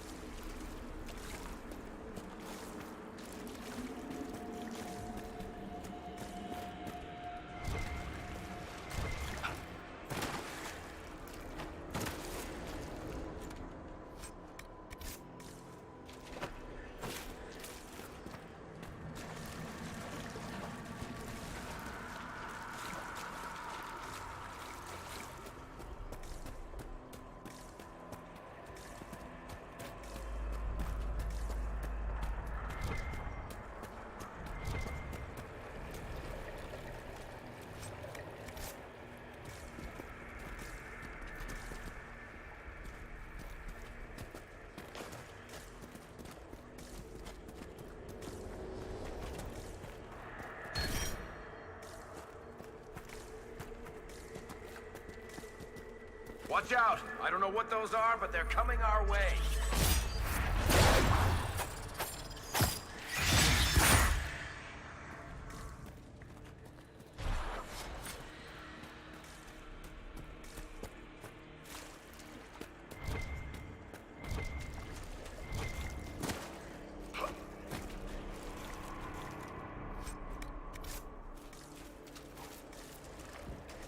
What's this? What's that from a journal? They think they own us. They think they decide whether we live or die. They sit there smug in their armor, ready to cut off our heads for the slightest transgression, as though we don't strive every day to stay sane, to keep the demons away. They can't control us any longer. I won't go back to the circle. Not ever. I thought about it last night. Being back in the tower, their eyes on me, and all of it came back. All the years, head down. Don't clench your fingers. Be a good mage. Be a quiet mage. And I realise I don't want to make peace with the Templars. I want them to burn. I want it so badly that the bed caught fire and wouldn't go out until Ivan iced it all over. Still they're inside me. I want them to feel the fear they made me feel. I want them to know what it's like. I'm leaving for the Conclave in a few hours. Those bastards so much as blink the wrong way, I'll let them see what an apostate looks like.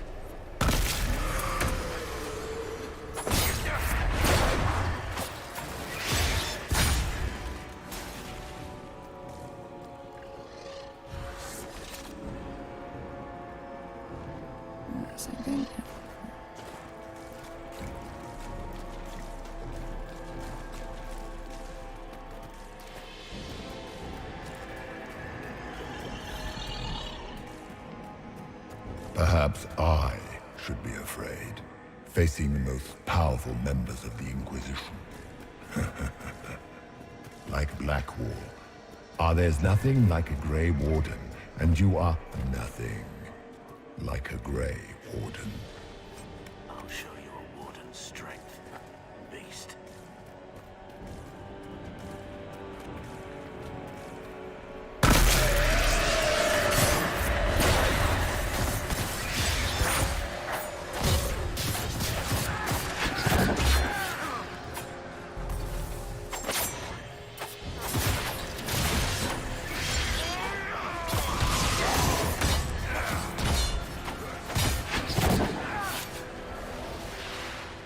Once again, Hawk is in danger because of you, Varric. You found the Red Lyrium. You brought Hawk here. Just keep talking, Smiley.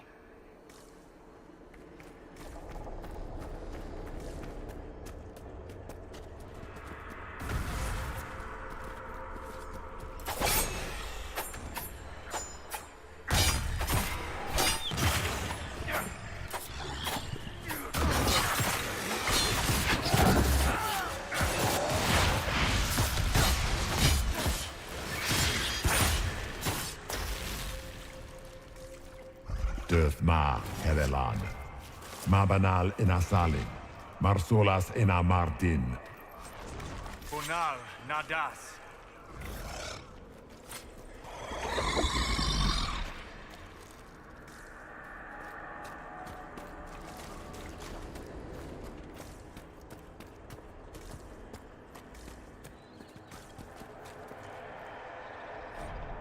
Excerpt from a journal. I went to Deventer when I was a child. I remember dragon statues everywhere, big ones. I shivered as I walked between them, afraid they were going to bite me or breathe fire. My parents hushed me and told me the Magisters liked the dragons as a sign of their power. Dragons are beasts, mindless, terrible, the archdemon that comes with each blight as an offense to the Maker. We know all these things, but the Magisters don't care, and it is the same with the mages. So much danger, so much power in hands not ready for it, and the mages only wish to celebrate themselves. The Magisters are what the mages of Ferelden and all they want to be, our rulers, holding us in terror so that we wonder if they will bite as we walk by them. I joined the Templars to keep such mages under control. I've killed many since the rebellion we all saw coming. Now the Divine wishes us to meet them at the Conclave and give them a chance to make peace. I will go. I will smile, and if the dragon statue looks ready to bite, I will strike first. I'm not a child, and I will not be afraid. Did you think you mattered, Hawk? Did you think anything you ever did mattered? You couldn't even save your city. How could you expect to strike down a god? Fenris is going to... Those were little fears. Tiny manifestations spawned from the nightmare itself. And, of course, they look like giant spiders. Spiders? That is not what I saw. Remember, we walk in the Fade. Demons of fear shape their appearance to unnerve each of us. Wonderful. The Birth of Fear, in an elegant script. You are too young to worry so, my child. Write your worries down here. All your fears are smaller once you've defined them. Listed in a child's shaky hand. What if Darkspawn come back? Mother said one day he'll die. Darkspawn underground. Darkspawn under a home. Darkspawn coming up from basement. The sun will die. Like bits on bread could be blight. Getting sick and dying from blight. Grey wardens coming to make father go back. Father dying fighting Darkspawn. Dark patch on father's arm that he hides from mother. Mother says he hears music.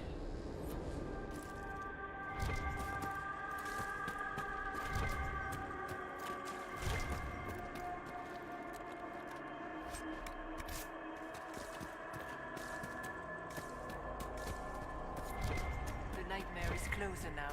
It knows you seek escape. With each moment, it grows stronger. There is not much time, Inquisitor. Until later.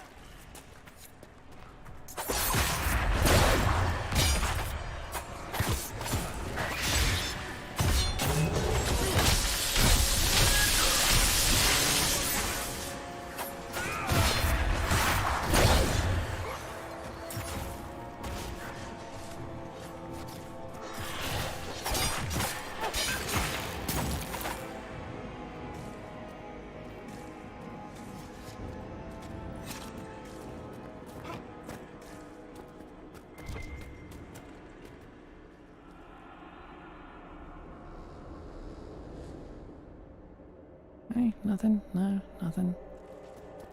Okay. A note left by a burning candle. Lunette, the breach is sealed and the war between the Templars and the Mages is finally over. All our fears and terror is finally ending as order returns to this world. Wish you could see the people celebrating at Haven. It is everything you would have wanted when you left for the Conclave. Or make your sacrifice a worthy one. What we do here with this fledgling Inquisition will shape all of Thedas. It will make you proud. Your flame will burn forever as a beacon of hope. Something is happening. The ground is shaking. The soldiers are running to the gates. Rest well at the Maker's side. My daughter, I will sing your memory again soon. Love, Rowena.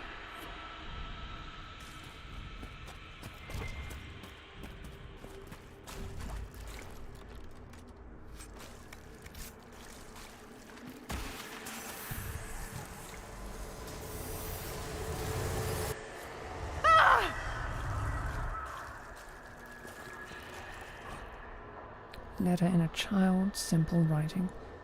Door is open. Mother said to run. She said the Darkspawn were coming. She wanted me to go. The door is open. It was closed when I left. She said she would be right behind me. She said not to come back, no matter what. The lamps are lit all over the village, even during the day. See through the smoke. Mother should be here by now. The door is open. Going to look inside.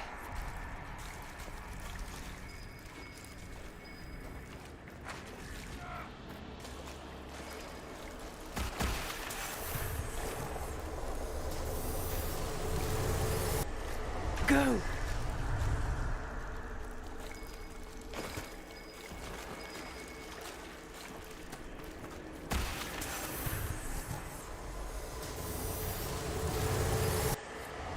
Keep running!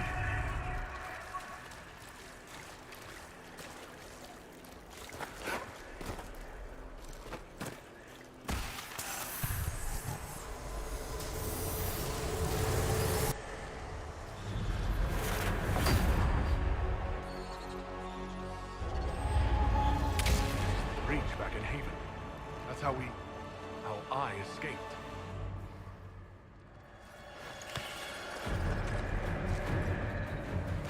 The demon! Keep running! Ah!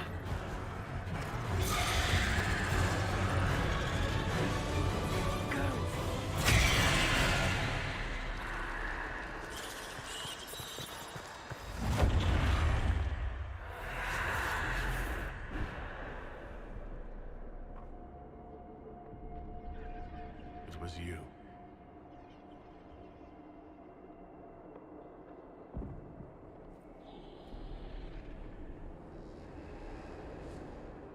They thought it was Andraste sending me from the Fade. It was the Divine behind me. And then you. She died.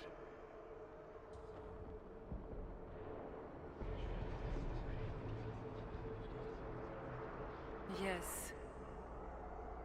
We've been following a demon, then. You don't say. I am sorry if I disappoint you.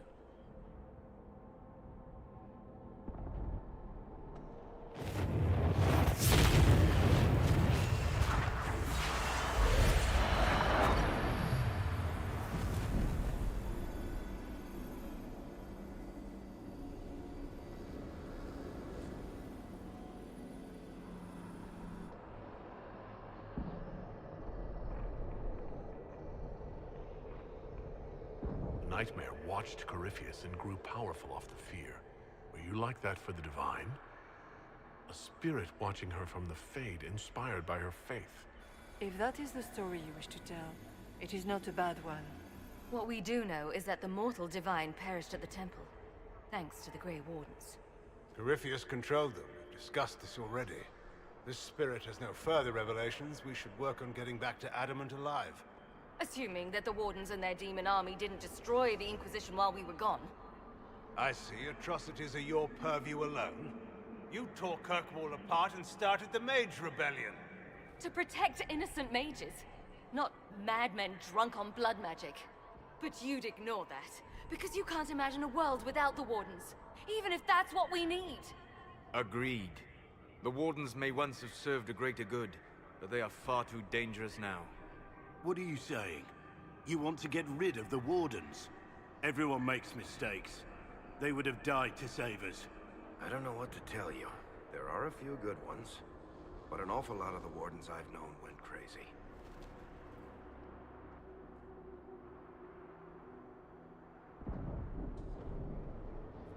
Sweet Maker, could both of you please shut up?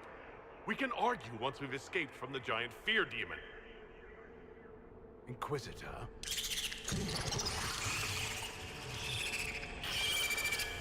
The Nightmare has found us. Form up! I'm with you.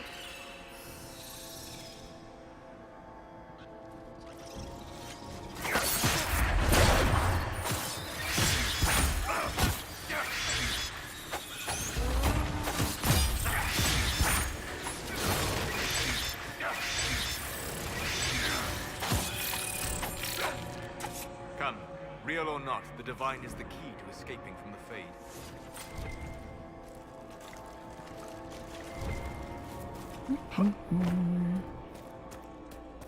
Yoink.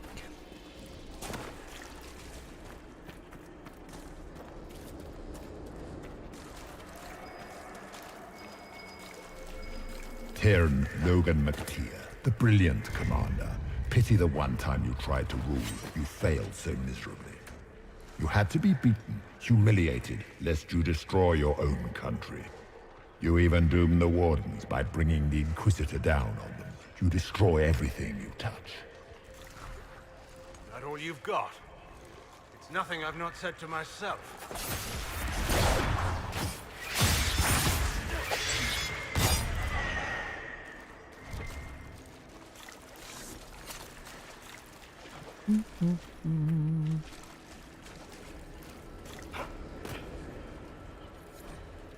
Fears of the Dreamers, the Grey Warden.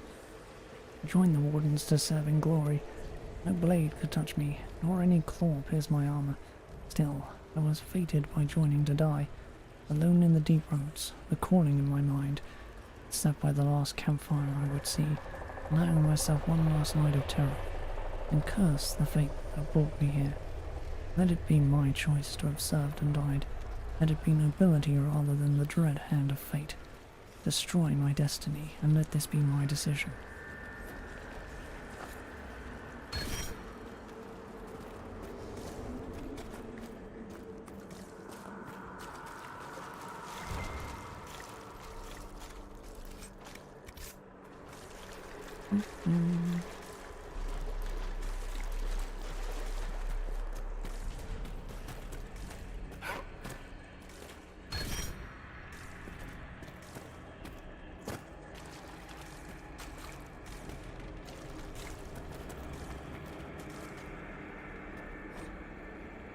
Whispers written in red lyrium. We are here. We have waited. We have slept. We are sundered. We are chipped. We are crippled. We we are polluted. We endure. We wait. We have found the dreams again. We will awaken.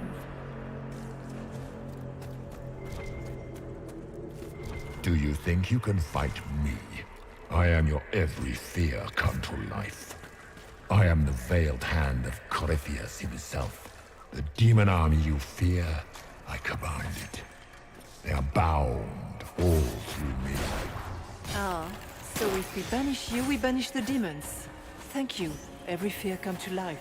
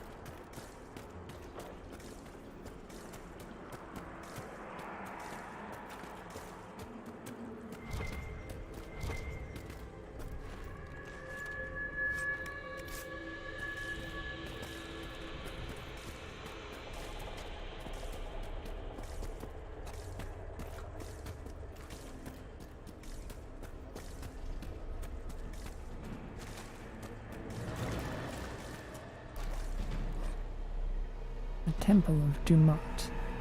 Look upon the Temple of Dumat, God of silence, who speaks to the faithful in dreams. No words of desire may sway his will, no cry of valor may stand against him, for his silence conquers all, and his secrets are shared only with the worthy. Look upon the Temple of Dumat and fear him.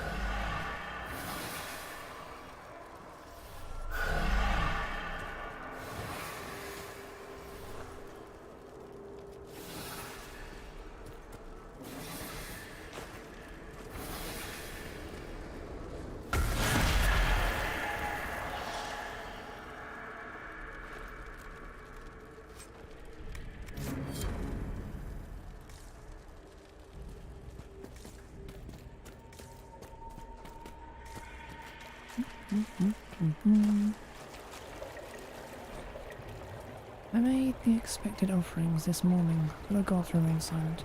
The priests are frightened. All of Tevinter is frightened. The gods have led our people for centuries. Now they have gone still. Are we alone here in this world? No better than the savages to the south who beg for guidance from spirits? And what of the strange creatures who come from underground, like our friends the dwarves? These spawn of the darkness and the plague they carry. Why do our gods not protect us from this? How the ground shakes.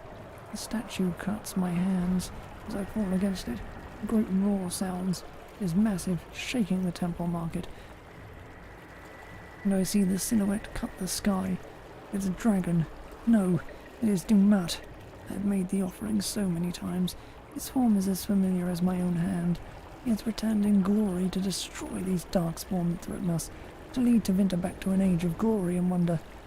No, his scales are sickly and mottled, his form twisted and corrupt, like the darkspawn themselves. He opens his great maw and fire blows forth, igniting the market. Flames rush towards me. What did we do wrong?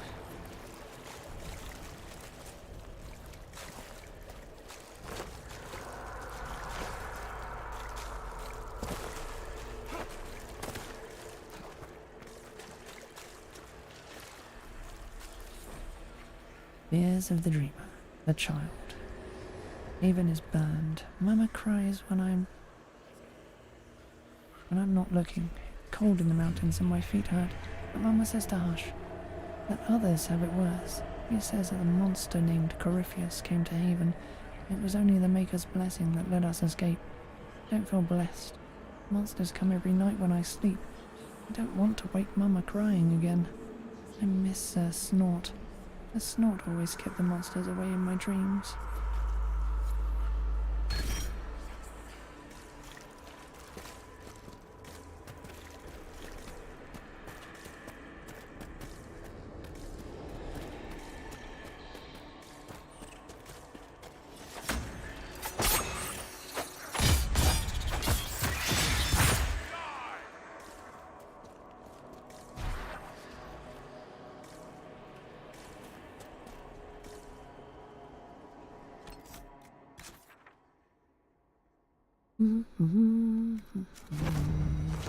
Let's run back and go the other way.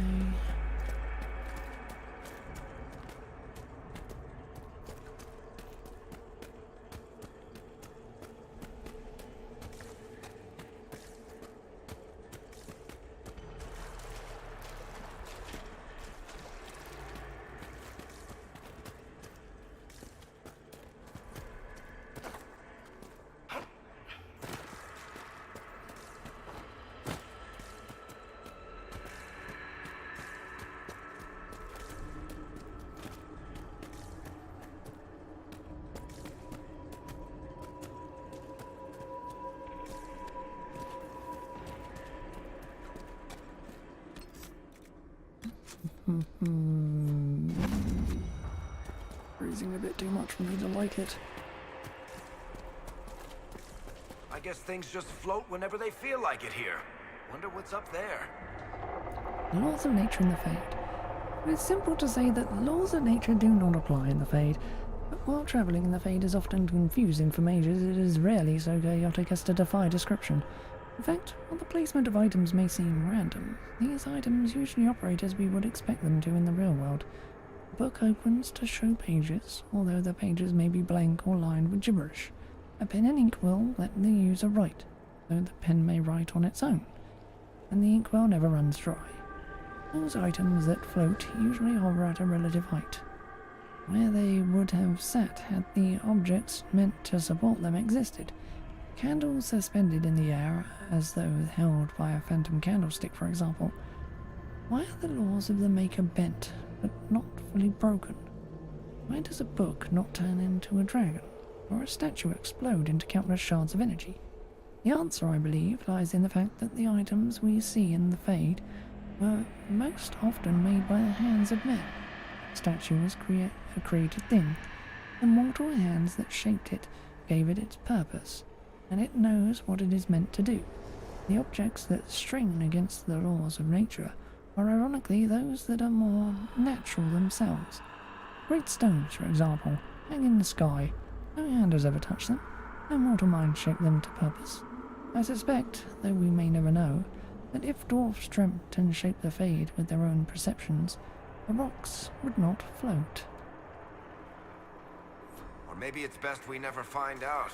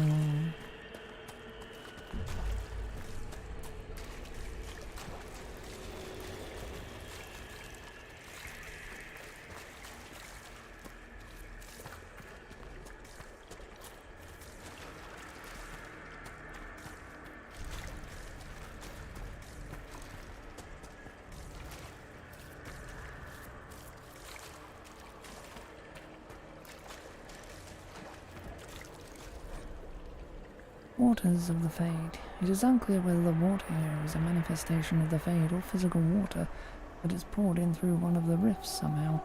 Possibly the rift in Crestwood. Hard to outrun anything in this swamp.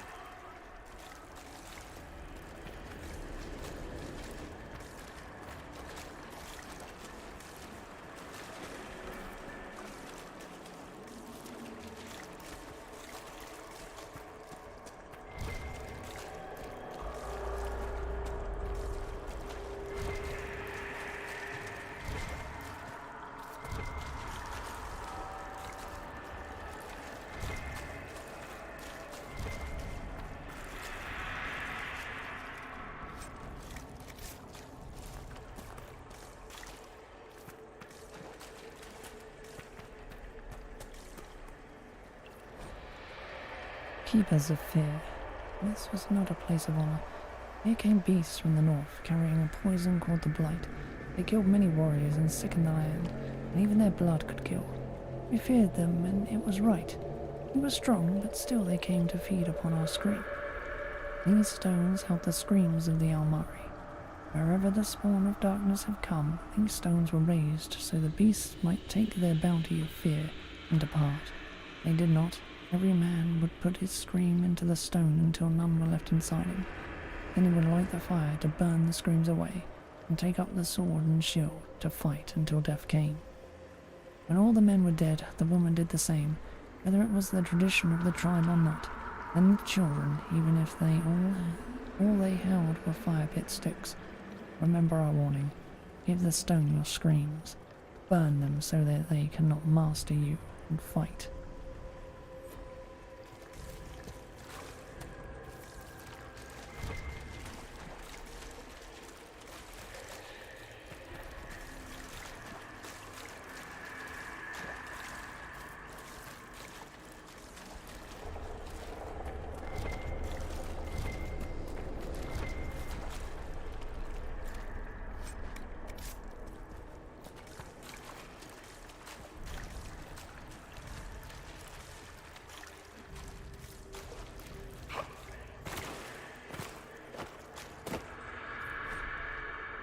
Walking the Fade, a harrowing. I found myself on a plateau of swirling smoke and mist. I could not see my feet, or perhaps I had no feet in that place. Each step was treacherous. I had to believe there was a ground. I didn't.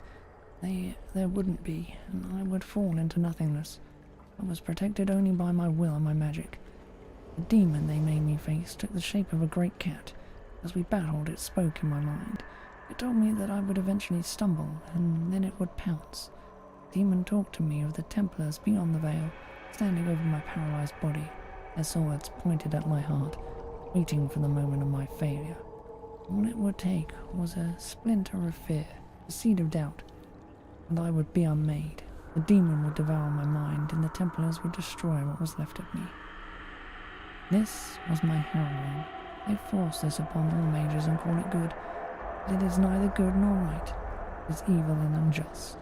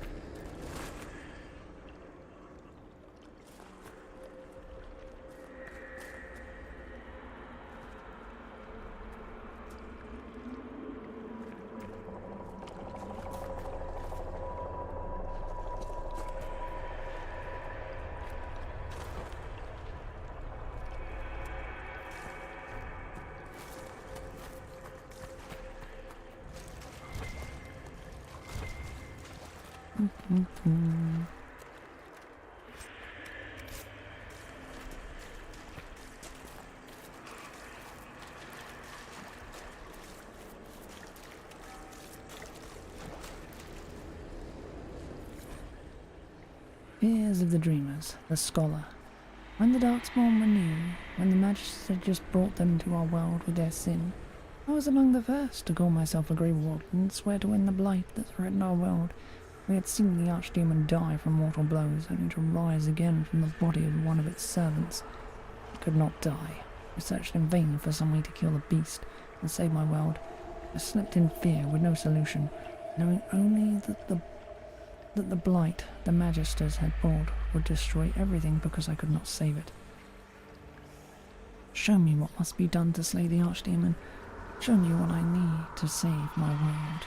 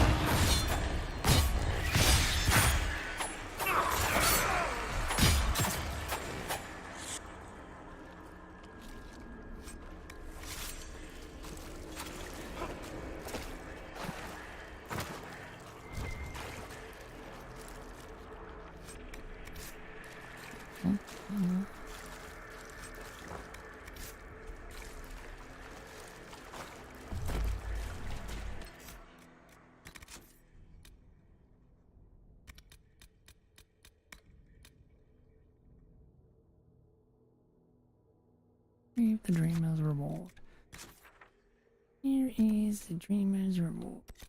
Fine. Reap the Dreamer's reward.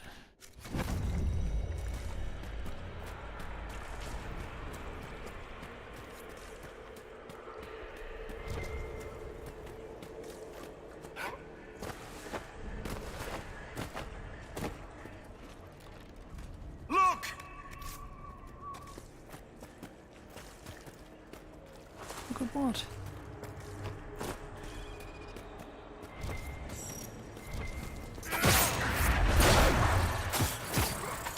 Someone help!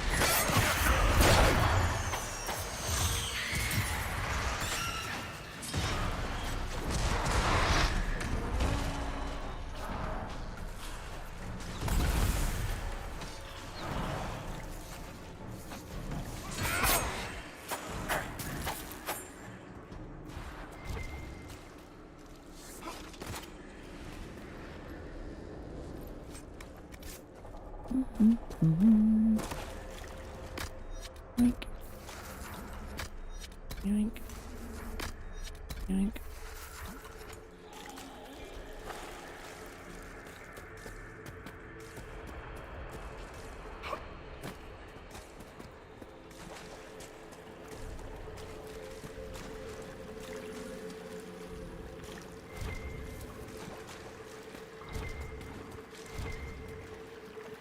get through the rift, Inquisitor. Get through, and then slam it closed with all your strength. That will banish the army of demons, and exile this cursed creature to the farthest reaches of the Fade.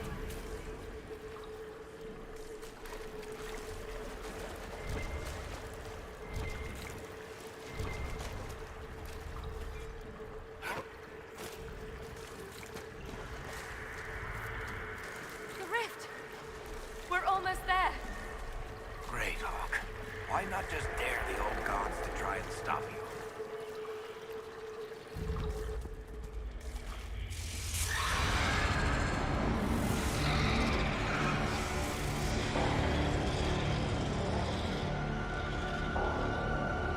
If you would, please tell Liliana. I am sorry. I failed you too.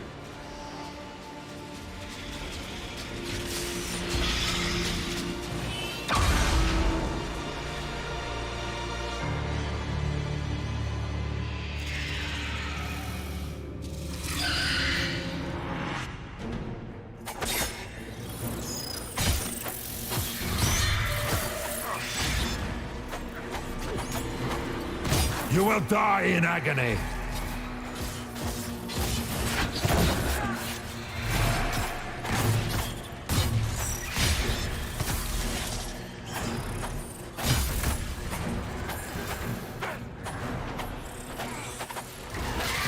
You are nothing.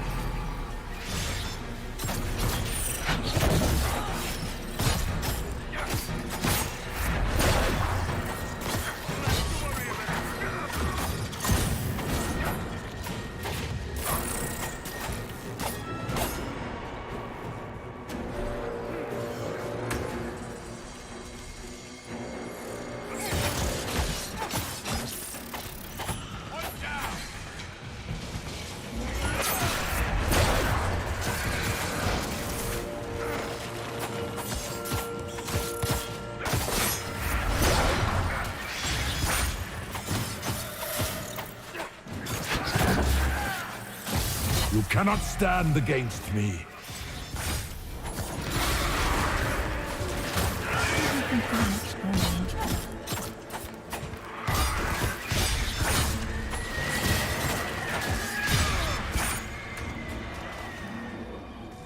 For the wardens!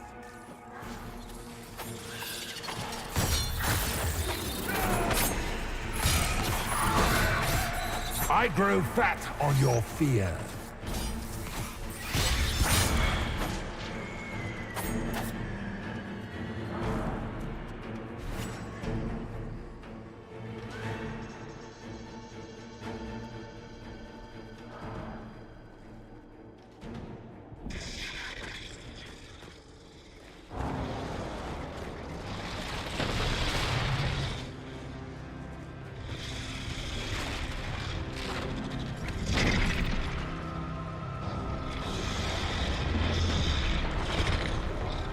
We need to clear a path!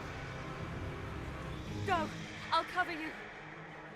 No, you were right. The Wardens made this mistake. A Warden must... A warden must help them rebuild. That's your job. Corypheus is mine.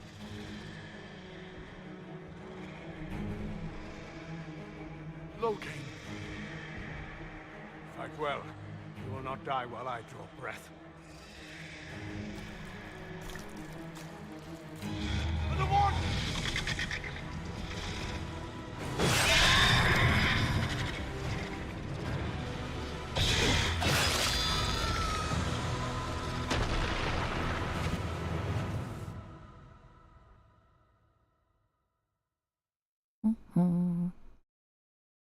Loghain's Redemption.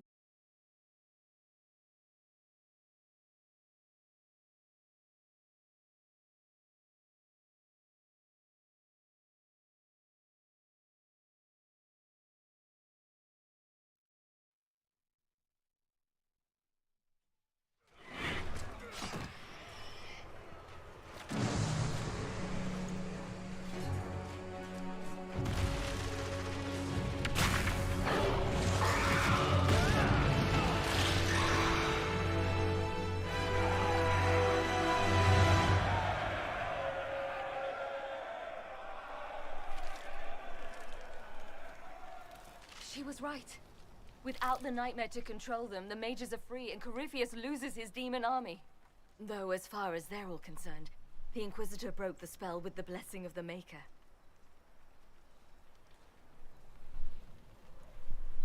They came out of this alive. As far as I'm concerned, they can tell whatever stories they like. That's how legends get started. Or at least that's what Varric always says. Inquisitor, the Archdemon flew off as soon as you disappeared. The Venatori Magister is unconscious but alive. Cullen thought you might wish to deal with him yourself. As for the wardens, those who weren't corrupted helped us fight the demons. We stand ready to help make up for Clarel's tragic mistake. Where is Loghain?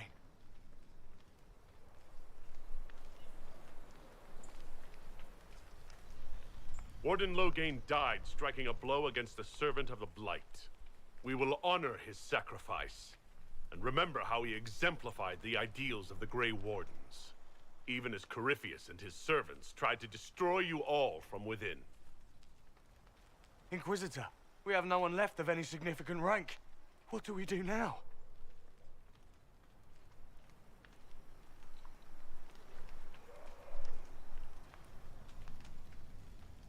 You stay and do whatever you can to help. Loghain died for the ideals of the Wardens. In war, victory. And we are still at war. Do you believe the Wardens can still help? I do, your worship. You're still vulnerable to Corypheus, and possibly his Venatori. But there are plenty of demons that need killing. While they do that, I'll inform the Wardens at Weishaupt what's happened. Best they not get caught off guard. Thank you, your worship. We will not fail you.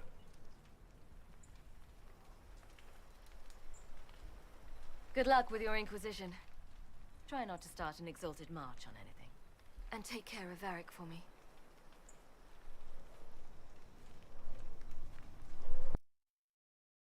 Quit your bitchin', Solus.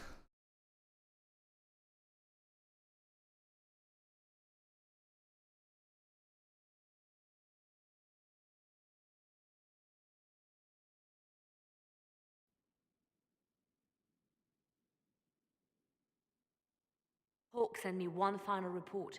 She's on her way to Weishaupt. As for the Grey Wardens, they are fighting demons and Red Templars while staying clear of Venatori. You dealt Corypheus a significant blow, Inquisitor. The Grey Wardens carry respect in other nations. If we spread the word that the Inquisition has their support... We may gain standing with nations that have suffered under the Blight. I will take the matter to Josephine. You took an army from Corypheus, but that will matter little if Orlais falls into chaos. All arrangements have been made for the ball in Halam Shiral. Let us know when you are ready to proceed. Remind me what we know about the plot against Selene. The Venatori are planning some kind of attack on the Imperial Court. Corypheus may even be fueling the conflict between the Empress and her cousin, Grand Duke Gaspard. If we warn Selene, she may prove a most valuable ally against Corypheus. Where can I find the Empress? She's holding a grand masquerade ball at her winter palace in Halam Shiral. Your invitation has been arranged. That is where the Venatori will strike. Speak with us when you are ready. What was she like? Divine Justinia, or her soul, or the spirit that took her form. I read your report. I know it isn't clear, but... She seemed calm, serene even, and she guided us the whole way through. That does sound like her. She did ask me to tell you something, though. She said, "I'm sorry. I failed you too." Oh. I should finish this before it slips my mind. Perhaps later we might discuss the matter further. Thank you.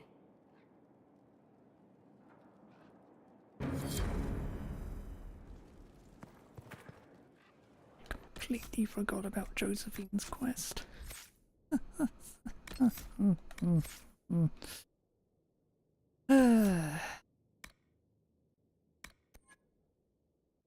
Anyway. Dexterity. The 5 dex, 40 cunning.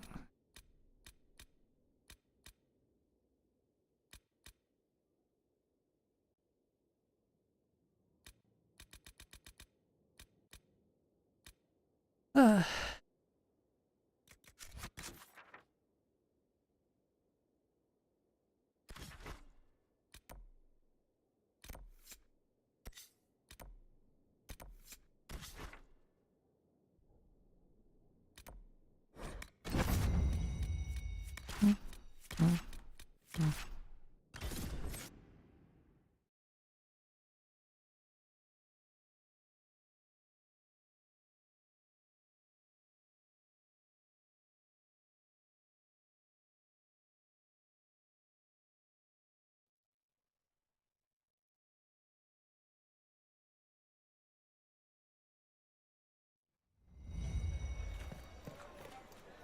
We have tracked her, and now the groom has run off as well.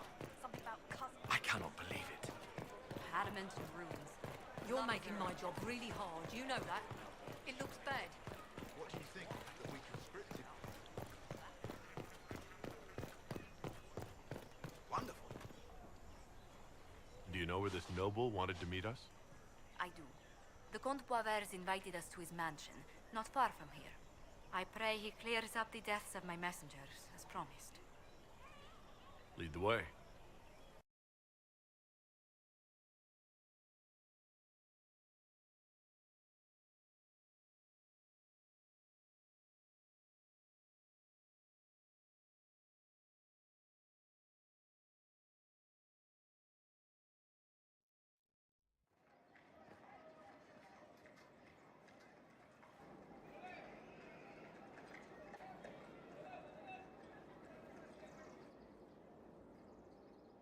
Welcome, my friend. Thank you for seeing us, Comte Boisvert. The honor is mine. Please, sit. It's an honor to assist two such distinguished guests.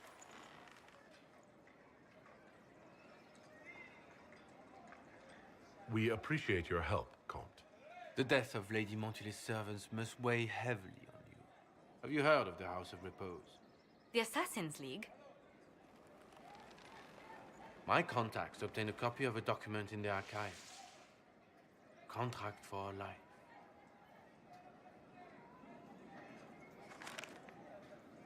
The House of Repose is hereby sworn to eliminate anyone attempting to overturn the Montiliers' trading exile in Orlais.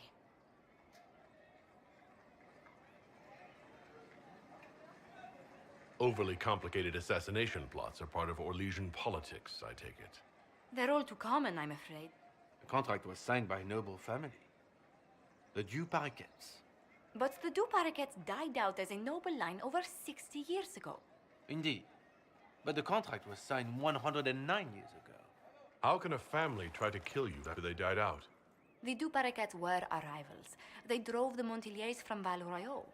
This contract was drawn up over 100 years ago, but it wasn't invoked until I tried to overturn my family's exile. Unpleasant though it may be, the House of Repose is merely fulfilling its contractual duties. If the people who wanted your family dead are gone, why are the assassins still after you? A contract is a contract, Inquisitor. Orlesian businesses live and die by their reputations. The entire guild's welfare would be endangered if an agreement was tossed aside on a whim of time or fate. She's quite right, Your Worship.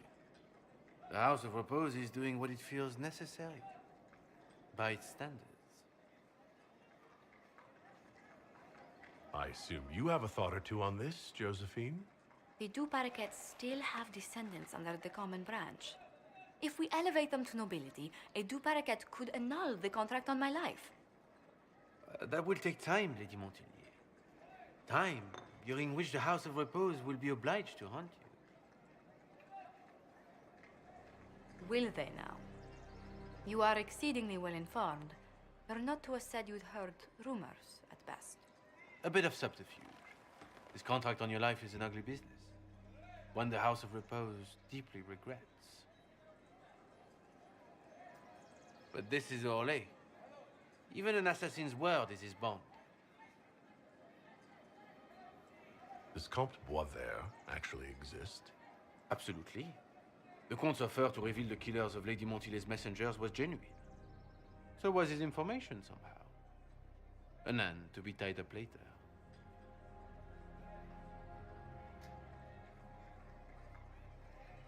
I'm guessing the actual Comte Boisvert met with a fatal accident. Comte Boisvert slumbers in a nearby closet. Nothing more. The contract on Lady Montilet's life is so unusual, we felt the courtesy of an explanation was in order. It is appreciated, monsieur. Your idea to seek out Du Paraquet to revoke our orders is an interesting one. I wish you luck. I did not come to shed blood today, Inquisitor. Only to speak. Might I pass?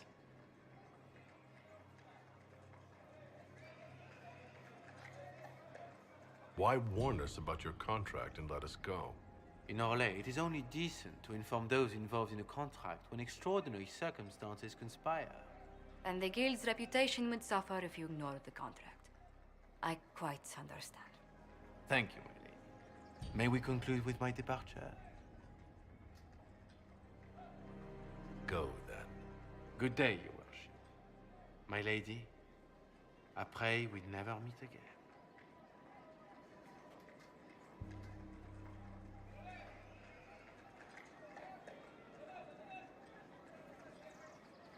Well, I didn't think our meeting would end like this. We'll deal with these assassins. I have some thoughts. Let's discuss them back at Skyhold. I'll feel safer with the castle's walls around me. Do you hear something? Oh, goodness. Comte Boisvert, is that you? Oh, the lock's been broken off. We'll find a saw. I realize the cabinet is quite valuable, Comte, but surely... A locksmith, then? As you wish.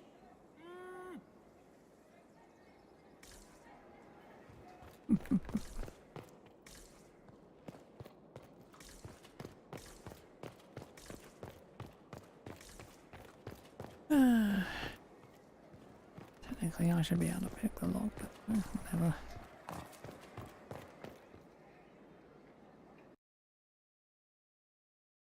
Right.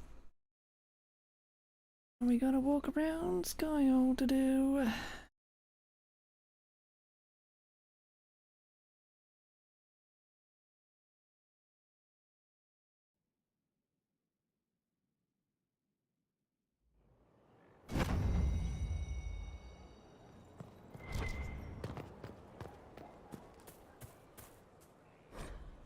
News from Freitas. Grey Wardens declare support for Inquisition.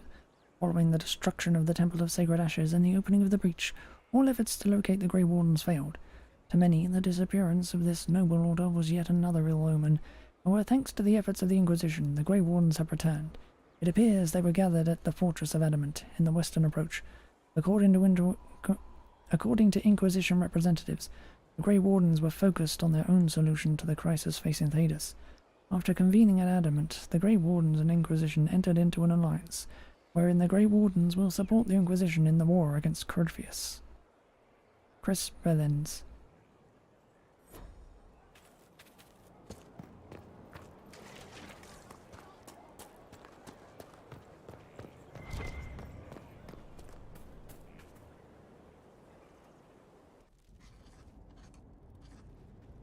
Writing does not come naturally to me, as I'm certain you can imagine. Let me guess, you're composing a love poem.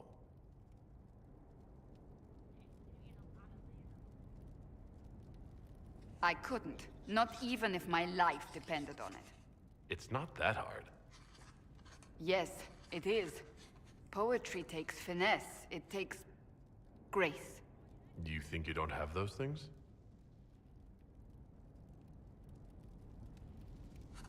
Historians will one day ask what happened at Adamant Fortress, in the Fade. I wasn't there, but others were. Their accounts must be recorded.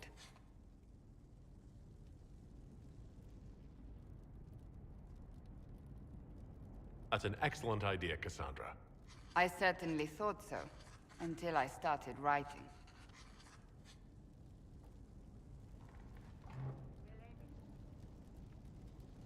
I still don't know what to say about the spirit of the divine. The Chantry teaches us that the souls of the dead pass through the Fade, so it could have been her. Yet even so... Do you really think it might have been her? A ghost? A ghost. A remnant of her hopes and memories. Her lingering will to do good. Those things are all possible. Nobody knows for certain what happens after we die. A spirit could have assumed her form, but why? It helped you, as Justinia herself would have. Perhaps it doesn't matter what she really was then. It matters to me, to what I must write. I wish I'd seen her, seen it. I feel so inadequate trying to interpret.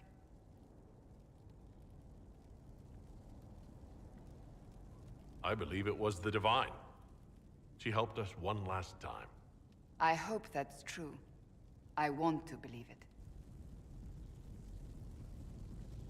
When they told me you were physically in the Fade, I was terrified for you. The last time such a thing happened, we created Darkspawn. We created Corypheus. The world needs to know the truth this time. No more legends lost to the ages.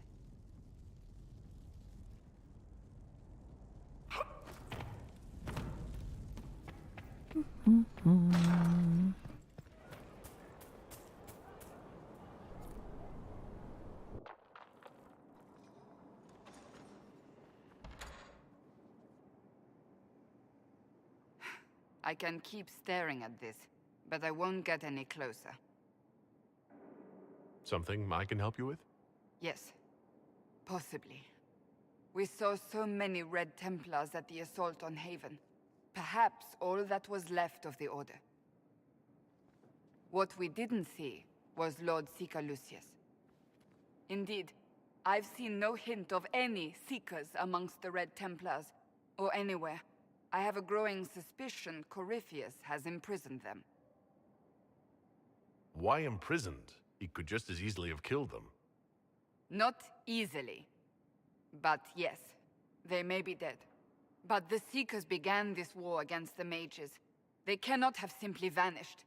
There must be a trail we can follow, yet so far I have only discovered hints. But they could have ended up just like the Red Templars. Seekers do not use lyrium. I assume Corypheus gained control of the Templars by corrupting the lyrium they were already taking. To do the same to a Seeker, you'd have to force the lyrium upon him. That may be what happened, but it couldn't have begun that way. We're missing a piece of the puzzle, Inquisitor. I need to find it. Finding them obviously means a lot to you. I left the Order, but I can never abandon them. I cannot even claim that rescuing them would be beneficial. They wouldn't look kindly on the Inquisition. But even so, if there's a chance... If we can spare resources to follow up on these leads, Inquisitor, I would appreciate it.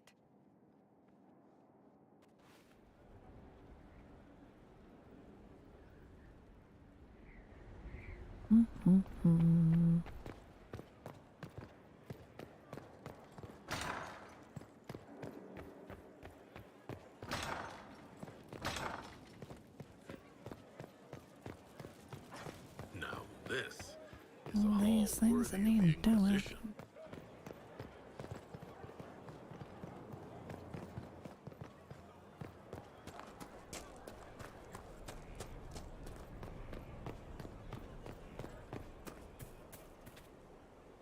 I understand if resources cannot be spared to help search for the missing Seekers, Inquisitor. Still, it could involve a threat we are unaware of. There may be a use in looking.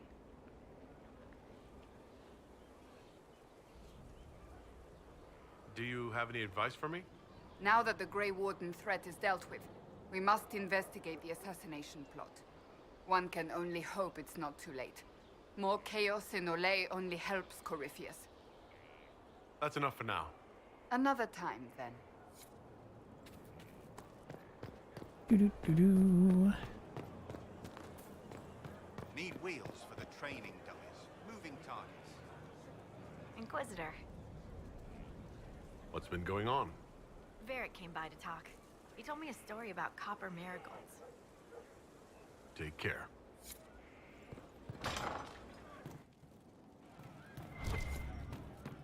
You are a special person. Commander Cullen did good work at Adamant. Breached those walls like he'd done it a dozen times. Nice job with the demons, by the way. We'll talk later.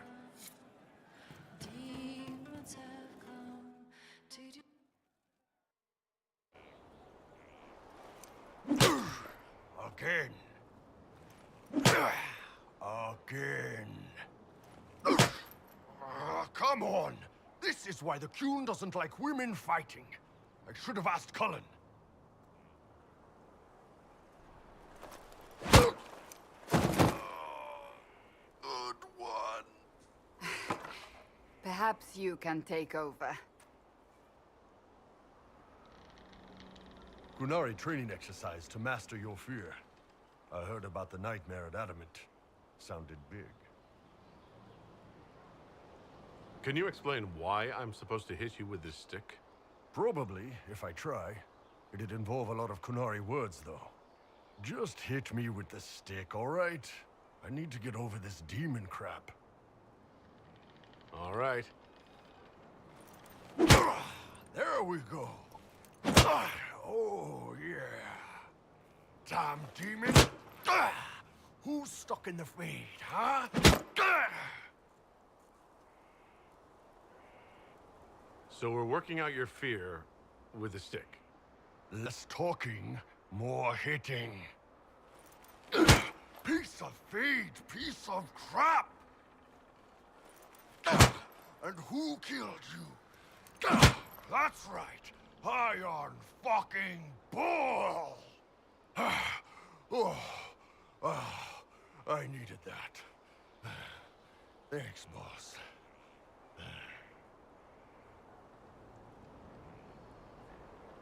And that works for you? Yep. All right, then.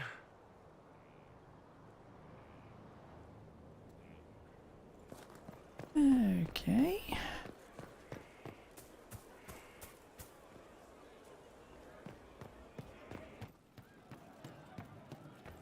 Our heroes strode the winding road. I can't understand how those women in the kitchen can be awake so early after the night we had. See you later, Bull. Nice talking with you, boss. You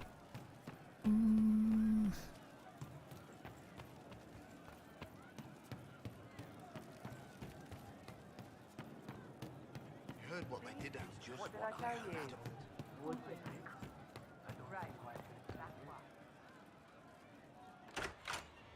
Heard what went on in that Fade thing. What you think went on. Can't even start to believe that business.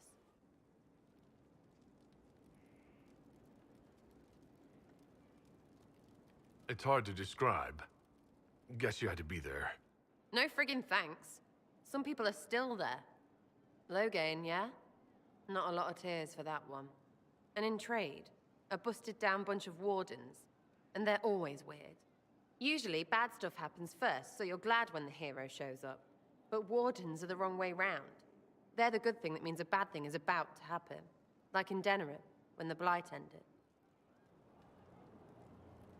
A lot happened in Denerim. What did you see? People talked a lot about this one warden. There was a big fight and they died, or... I don't know, maybe they didn't. The hero of Ferelden. You forget the hero of Ferelden? That was ages ago. 10 years. I was playing with small painted boxes and burying stuff I stole.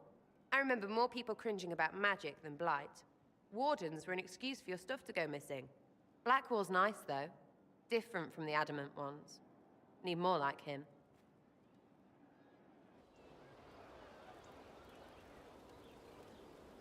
Your wish is something, something.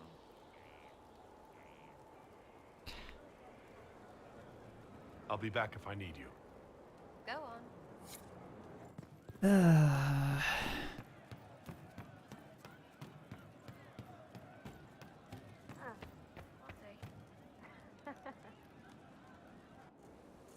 No. But you like demons! I enjoy the company of spirits, yes, which is part of why I do not abuse them with bindings. It isn't abuse if I ask. Not always true. Also, I do not practice blood magic, which renders this entire conversation academic. He won't bind me. He's a mage and he likes demons, but he won't help. Why would you want Solus to bind you? So I'm safe.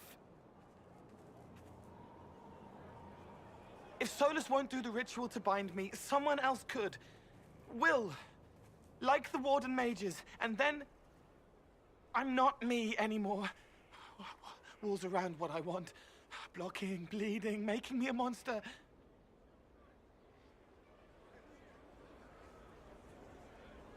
A mage using blood magic could conceivably do that to any one of us, human or demon. You should ask Solus to bind you too, and then someone can bind him.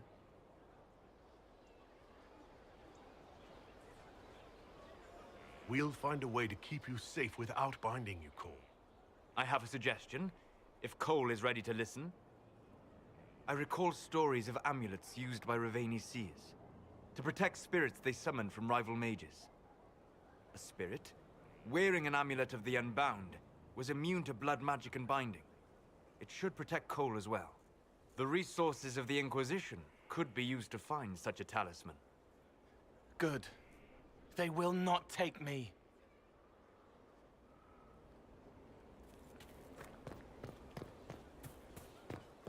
Do you know what it was?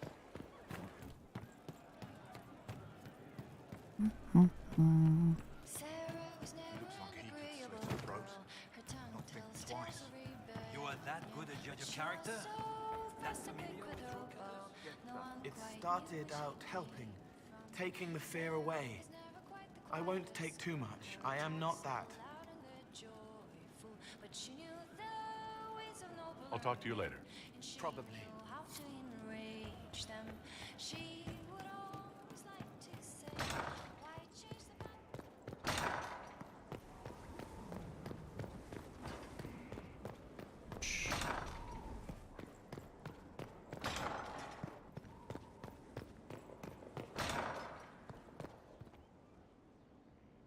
Inquisitor, if you're looking for the commander, he's gone to speak with Seeker Pentagast. Okay.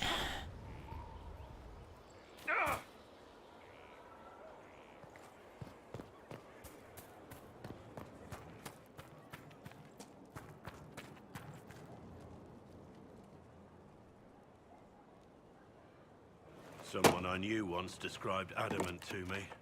Adamant is, and always will be, the Order, he said. A guardian on the edge of the abyss.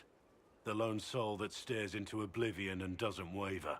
That's what Warden Commander Clarel tried to be. Well, they all tried to be. None of the Wardens we saw wavered. They gave their lives willingly. They died for us. And Corypheus twisted their sacrifice to make it his own.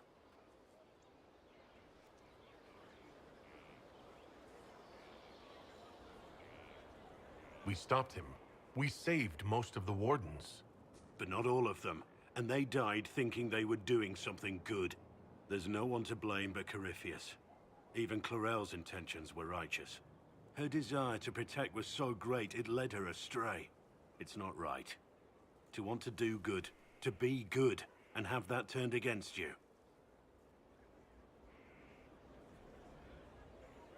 Don't think of what went wrong. Think of their intentions, their sacrifice. Honor their selflessness. Clarel made mistakes, but she was a great woman. And she died a great woman. It's not the armor or the trappings of the Order. It's not the joining. At the heart of it, all a Warden is a promise. To protect others, even at the cost of your own life.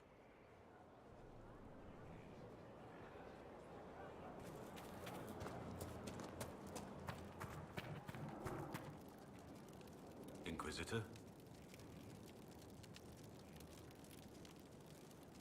Nothing right now. Perhaps in a bit.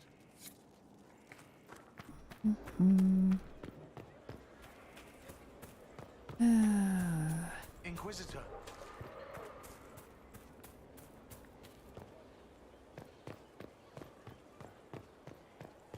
Cullen, where are you? You got your wish, sort of.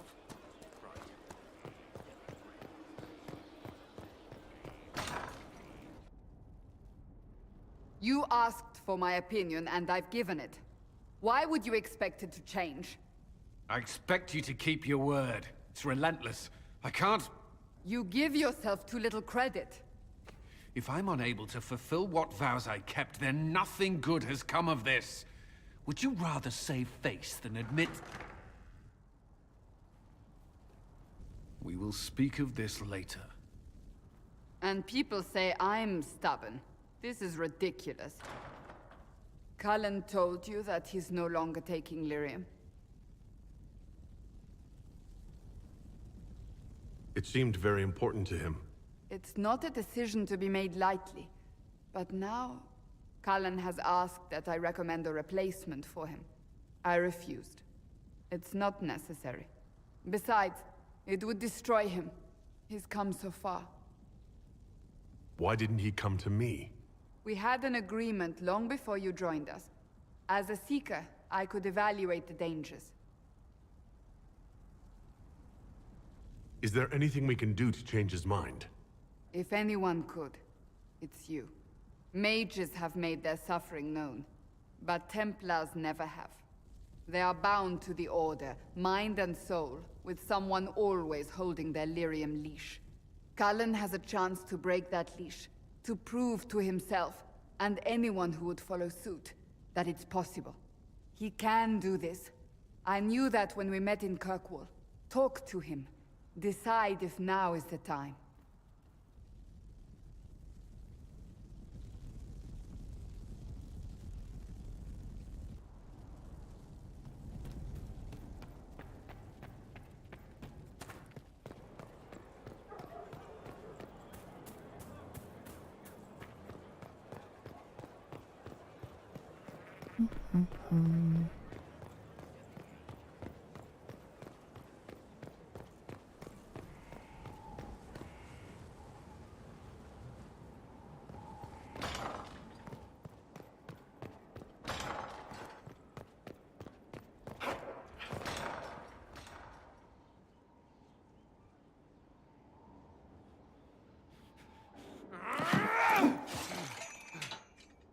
Maker's breath. I didn't hear you enter. Forgive me. Cullen, if you need to talk. You don't have to. I never meant for this to interfere. I believe you. But whatever good it does, promises me nothing if I cannot keep them. Did you know Ferelden's circle was taken over by abominations? I was there. The Templars, my friends, were slaughtered.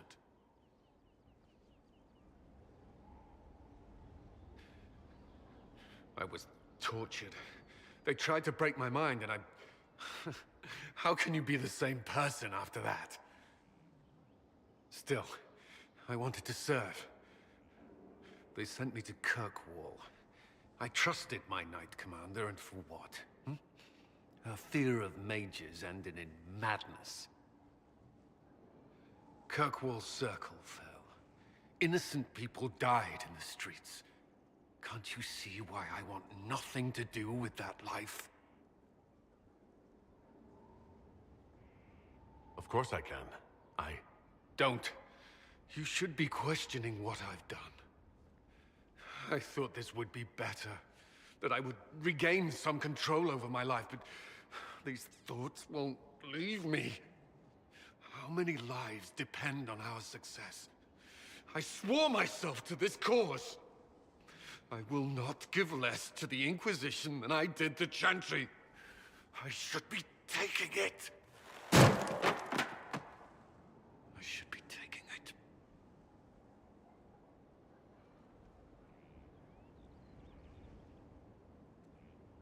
You give enough, Cullen. I'm not asking you for more.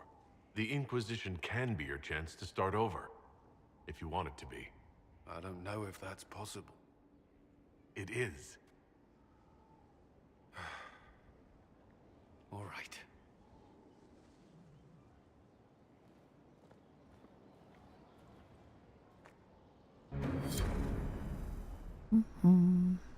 I need a moment. Could we speak another time? Okay. Yee, splat.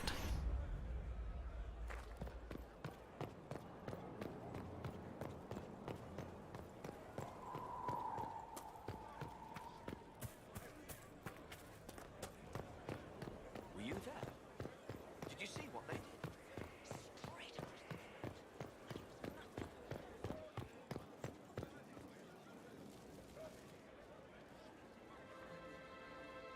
I guess the hero of River Dane's story finally came to an end.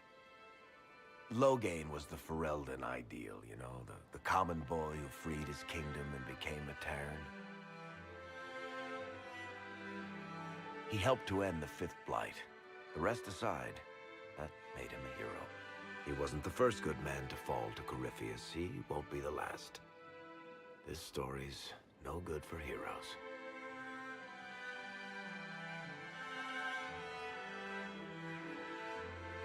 You must be glad that Hawk made it back in one piece. Yeah, closest thing I've ever seen to a miracle there. Hawk asked me to tell everyone back in Kirkwall where she's going. Fenris needs to know. Maker, I'm glad I won't be doing this in person. I'd better write some letters. Excuse me.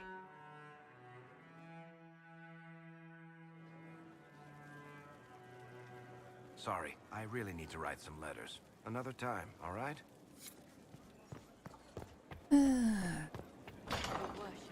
Ooh, I might be out of them now.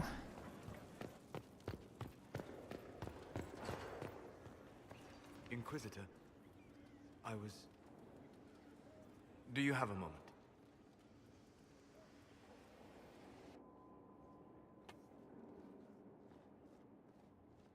What were you like before the anchor? Has it affected you? Changed you in any way? Your mind? Your morals? Your spirit?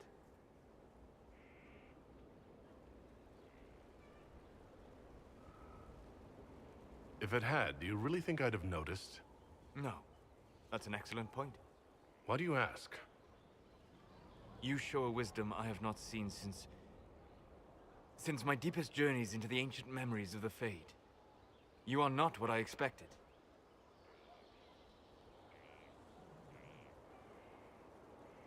What have I done that's so surprising?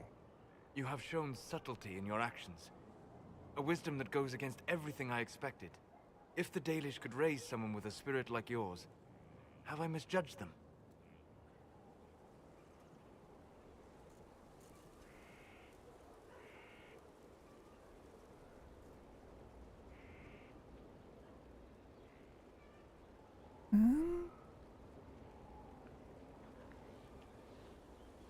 The Dalish didn't make me like this. The decisions were mine. Yes, you are wise to give yourself that due. Although the Dalish, in their fashion, may still have guided you. Perhaps that is it. I suppose it must be. Most people act with so little understanding of the world. But not you. So what does this mean, Solus? It means that I respect you deeply, Inquisitor. And I have disturbed you enough for one evening.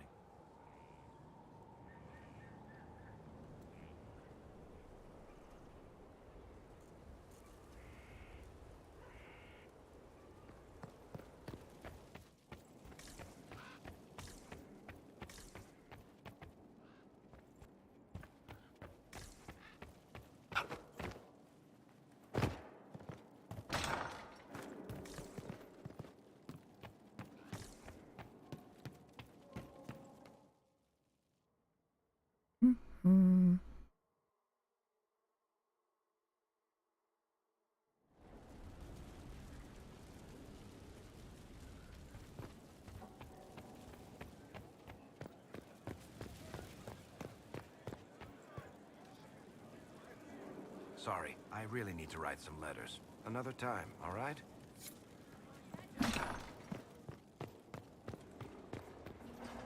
I cannot believe the Grey Wardens could even conceive of such a plan.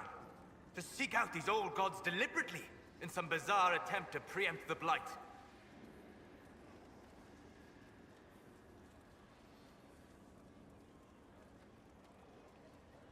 Grey Wardens have always been dangerous. They care for nothing beyond stopping the Darkspawn. Like a fair maiden chasing a butterfly off a cliff. Except that if you hadn't stopped them, we'd all have fallen. Those fools and duty. Responsibility is not expertise. Action is not inherently superior to inaction. Forgive me. The entire idea is unnerving. How can I help? We'll talk later. Goodbye.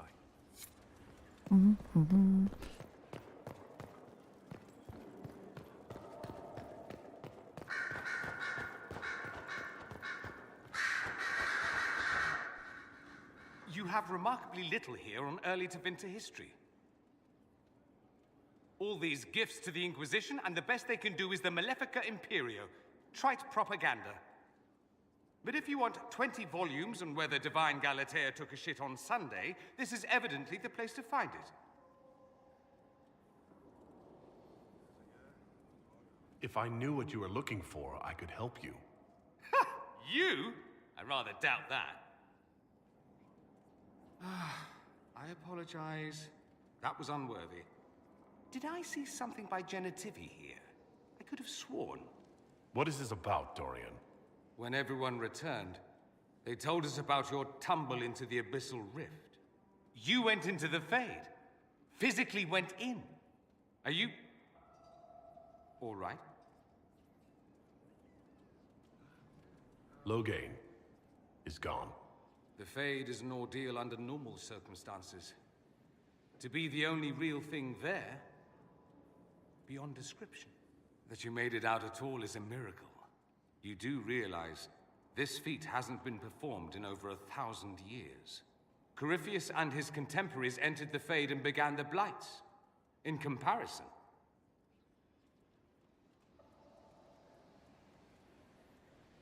You're right. I was fortunate. Indeed. Although there is cause for concern. If you can walk in the Fade, others will try to follow. Who knows what secrets Corypheus has revealed? Not all of them will be as lucky as you. What they could unleash. My advice? Keep this quiet. Let them speculate. Too many will see this as a challenge. That's a good idea. There are enough idiots in the world who think if they just use enough blood magic, their problems will vanish. It's exactly the sort of thing I want to stop back home. This I don't need. What I do need is a copy of the Liberalum. I'll wager I can find Corypheus' real name. If I can prove he was a grasping ankle-biter with no family to speak of, the luster would come right off. Wish me luck. The Inquisitor's work is never done, I see. I should go. You know where I'll be.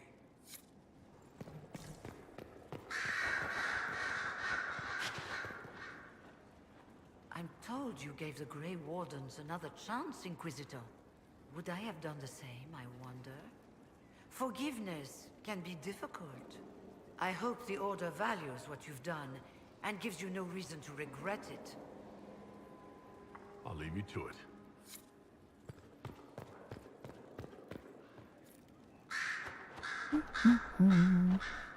Yeah, man. Yeah, I'm on your little bastard table. Just are all the things.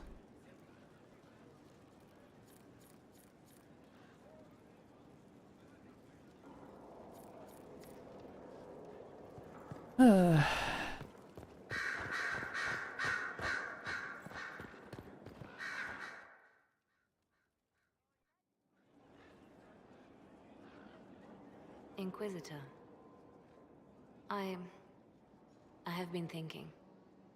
You remember everything now, yes? The explosion at Haven, the Fade, escaping the breach. In your report, you said Justinia was with you. But only you emerged in the end. Why? Why were you the only survivor? She knew it was either her or me.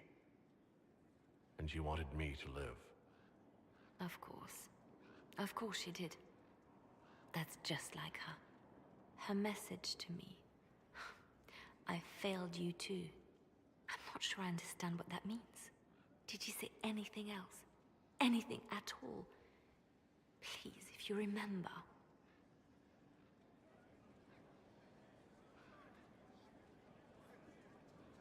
Wait, you don't know what she meant either? There are no answers in the Fade. Only illusions. A warped mirror. Justinia has never failed me. I was her left hand. Now she's dead. I failed her.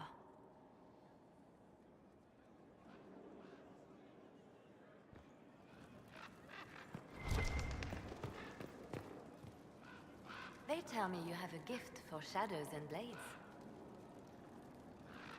They flatter me. I can only do my best and hope it is enough. For the Inquisition to succeed, its leader must be willing to do what it takes. As your spy master, may I say that I am pleased. My agents appreciate that they can look at the Herald and see themselves. Have I ever talked about my friend Zevran? He was an Antivan crow. He wasn't always good at it. We only met because he failed to kill a mark. But he made me laugh.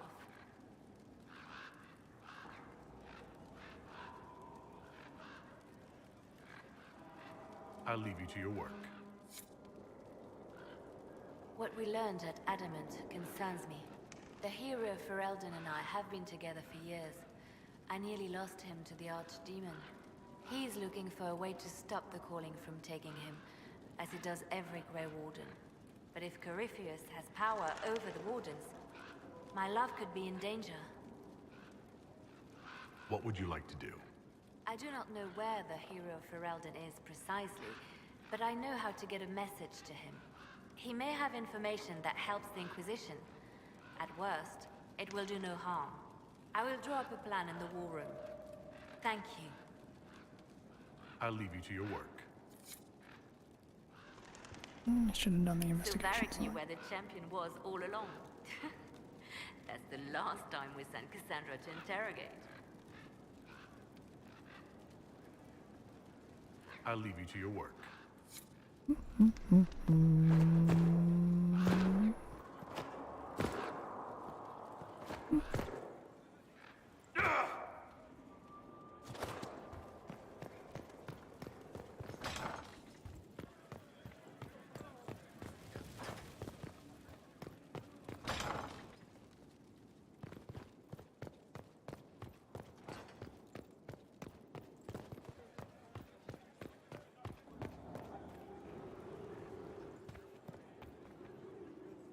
You walked physically through the Fade. Please tell me what you remember.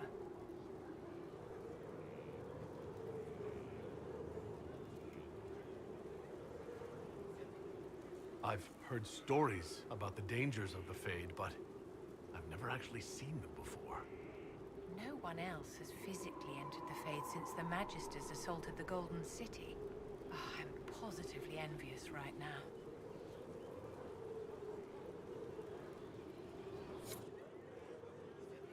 Do you need something, my dear?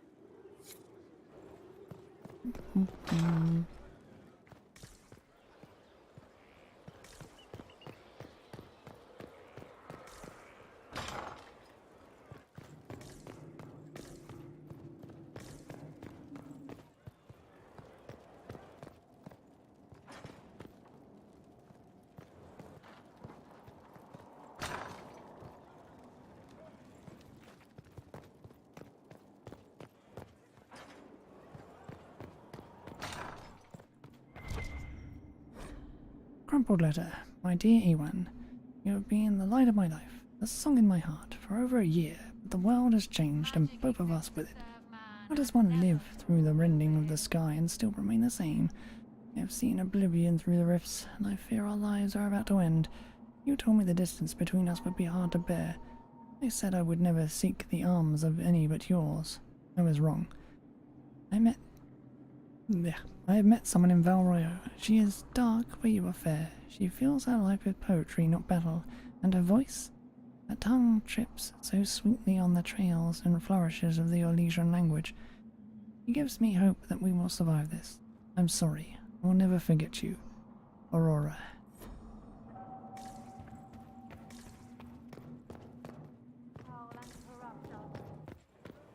Oh, goody. Someone has brought a baby into the house.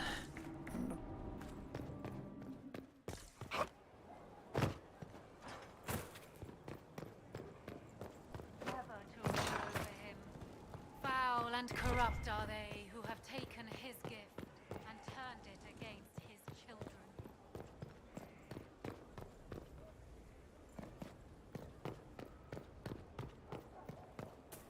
Speak only the word, sing only the chant, then the golden city is thine.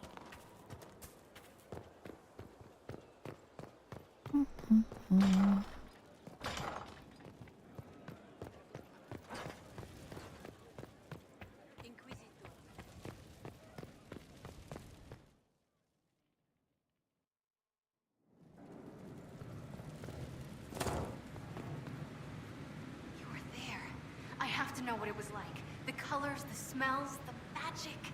I'm sorry, it's just so exciting. You went into the Fade. If you have time, Inquisitor, do tell. You seemed excited that I fell into the Fade at Adamant. Excited? Spring gets me excited. This is a wonder. It's probably hard to relate, but dwarves don't dream. So I can't even guess what it's like. I can't even understand what dreams are. But you were there. And came back. Can I take a sample? A sample? Oh, that sounded sinister. I meant, can I cut a little piece off of you and do things to it? That didn't sound better, did it? You'll have a full report of everything I saw. Will that do? It's a start. I'm sorry, it's just... This is exciting. It all is. Your people cleaned you up after your fall. I wonder if anything is left. So much to think about. Where's my other... What can I get you? I'll be back later. I'll be here.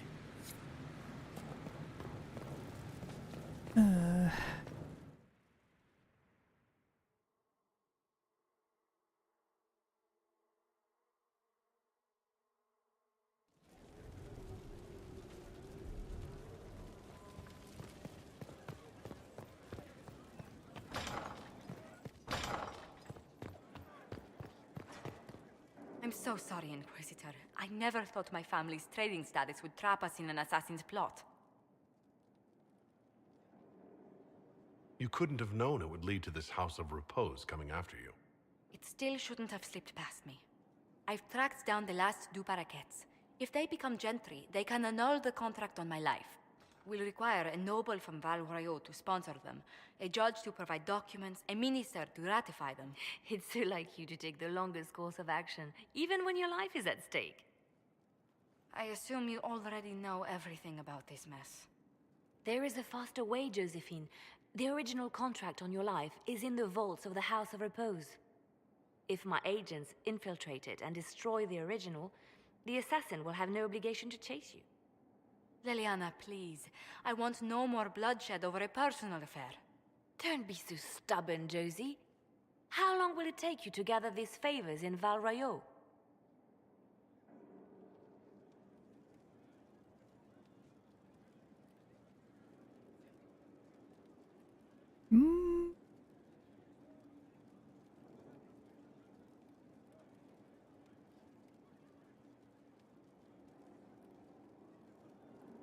We can solve this without more deaths on either side. My people are ready, should you change your mind. I'll post a watch on our ambassador in case the House of Repose visits. I appreciate it, but I still believe elevating the du Paraquets will solve this. First, we need to perform some favors in Valroyo. I'd be happy to discuss where we could begin.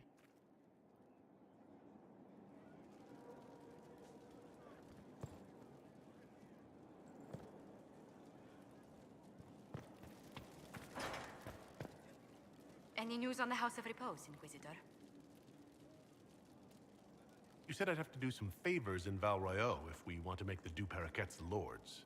The Countess Dion is our first step. Her lover, a mage from the White Spire, is missing. Bring her news of him and she'll be very amenable to sponsoring the Du Paraquets as lords.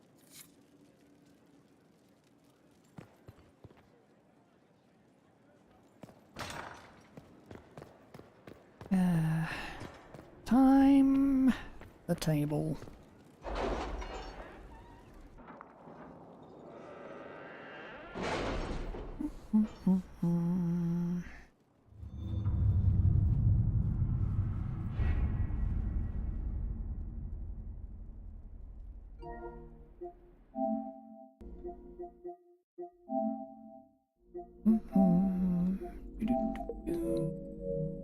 What's the internet connection?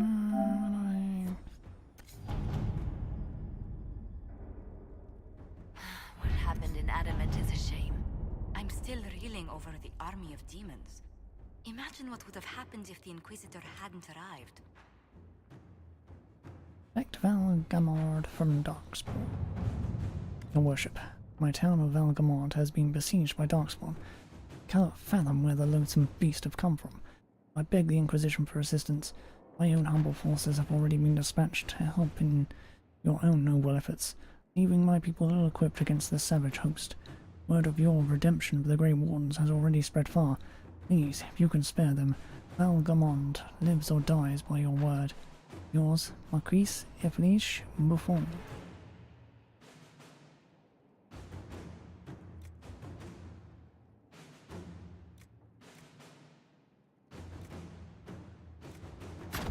Inquisitor.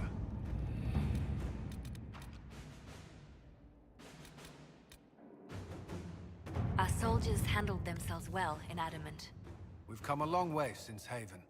According to Dorian, it might be possible to discover who Corypheus once was. Knowing he was human could make him less attractive to Devinter zealots, who think of him as a god. Acquiring this information, however, is more difficult than one might suppose. Such ancient information could be found in the Magisterium's library in Maphros. The Grand Archivist has so far replied to our messages with polite misdirection. Dorian says he is the king of this particular castle and knows it. He might be blocking our efforts out of allegiance to Corypheus or simply because he can. Let's see what we have.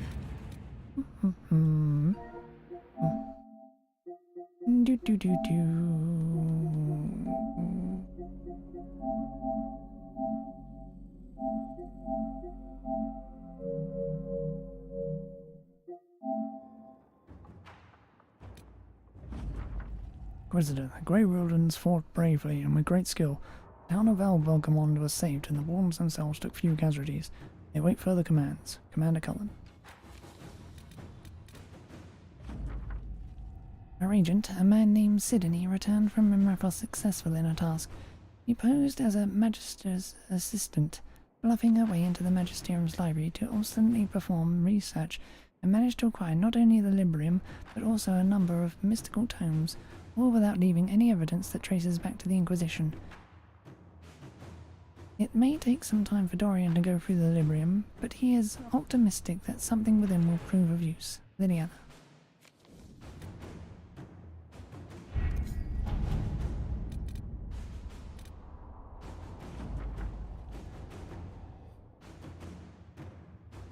Efforts have proven quite profitable. Trade is flowing as in peacetime. Orny Sims claims the impact will be felt far and wide. Another front on which to meet and match the enemy.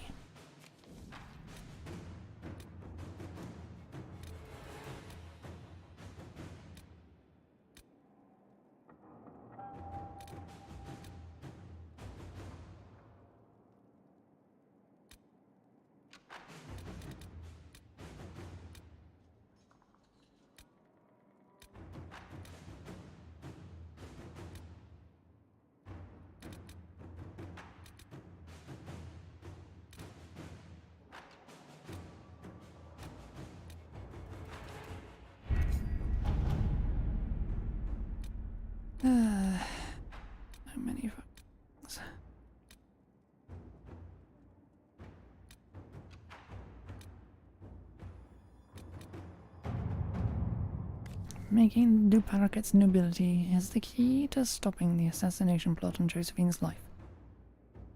First step is gaining them a noble sponsor. Countess Dione is willing to help in exchange for news about her lover, Elia, a mage who went missing after the Mage Templar War erupted.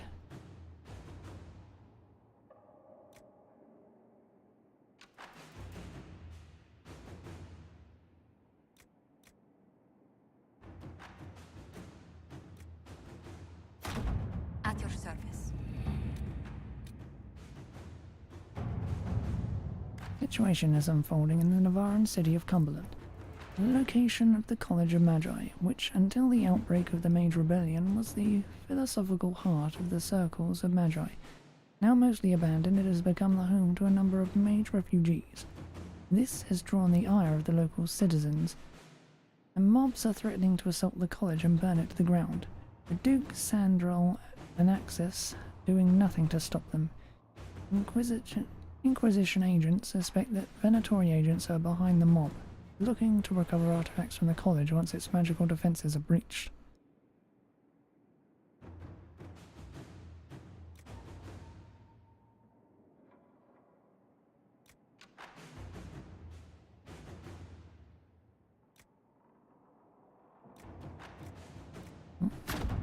Let's see what we have.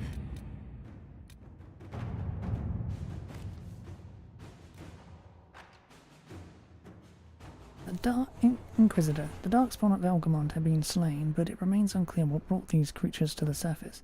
There is no obvious sign, and I am concerned that they might still pose a danger. Marquise Buffon has made clear her wishes that we now depart, which leaves me even more suspicious, as most would welcome further help in these dangerous times. The Grey Wardens have volunteered to assist with the investigation of this mystery, in whatever capacity the Inquisition deems most fitting. We await your orders. Yours, Lieutenant Suzanne Kusek.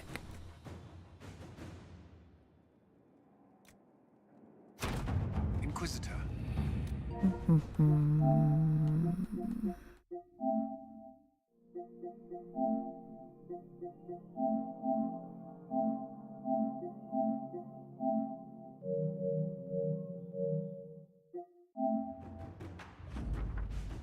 Inquisitor, the Grey Wardens scoured the area as requested. Unfortunately, this left them unprepared when mercenaries working for Marquis Elfon Buffon attacked by surprise. It appears that Marquis Buffon has been mining the area in violation of local treaties, which accidentally freed the Darkspawn from beneath the earth. Marquis Buffon has fled into the Gamordan Peaks.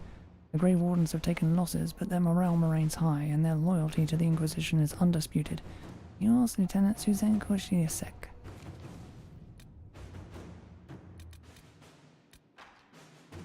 Is there a... Yeah, I ain't gonna question it.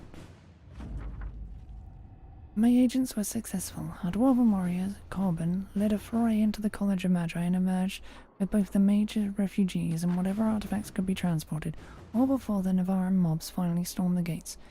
If the Venatori were behind this, they had been disappointed, and the refugees expressed their relief and their thanks for the rescue. Liliana. Letter to Countess Doni. My dearest Lynette, I was injured on the way back from the Conclave when this insane war erupted between the apostates and the Templars. I made it to a decrepit inn just before the gash on my leg turned into a fever.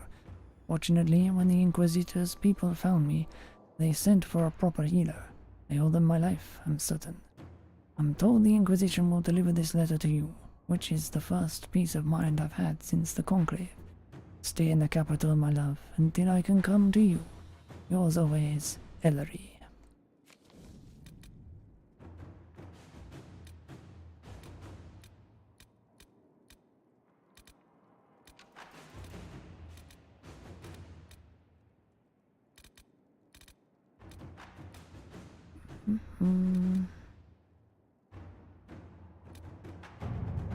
Inquisitor. With her treachery revealed, Marquis Elephant Buffon has fled into the mountains. Our initial efforts to pursue her have been hampered by both the terrain and the presence of demons in the area. While we have had difficulty making headway, the Grey Wardens had offered to assist. They seem to be the only force in the area capable of doing so. Regardless, I believe it is worth pursuing Marquis Buffon if we have the means to do so. Yours, Lieutenant Suzanne Gauthier.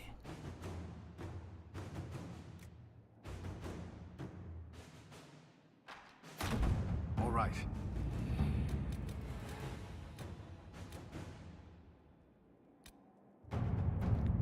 Report from one of Cullen's forward scouts. Sightings in the north of Red Templars with armor and weapons adorned with dwarven runes. There are no known entrances to the deep roads in that area, and no missives from Orzammar about missing traders. They keep next to non-existent records of surface dwarves. The Venatori may be making use of dwarven slaves, possibly from Devinter. Not their usual preference, but also not the first unusual things they have done. Recommend further investigation in force.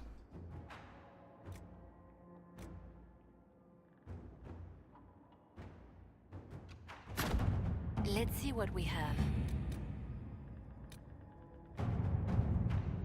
Many of the nobility of the Eurasian capital have settled their secondary differences and are rallying behind two families. The de Rosiers are old money, well respected, but viewed as traditional and stubborn. The Thamarach from rose with a popular merchant consortium and are considered new money and progressive. While the intent of both families was to rival us politically, we declare for one of them. We may manipulate events in our favor.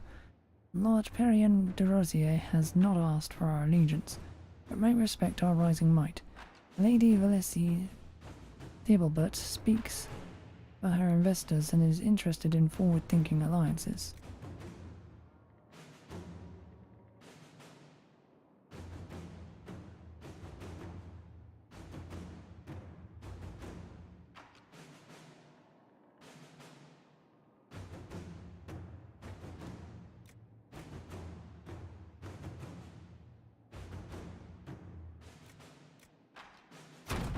At your service.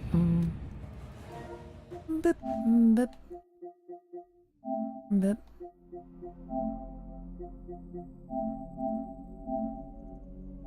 I'm gonna make it another month.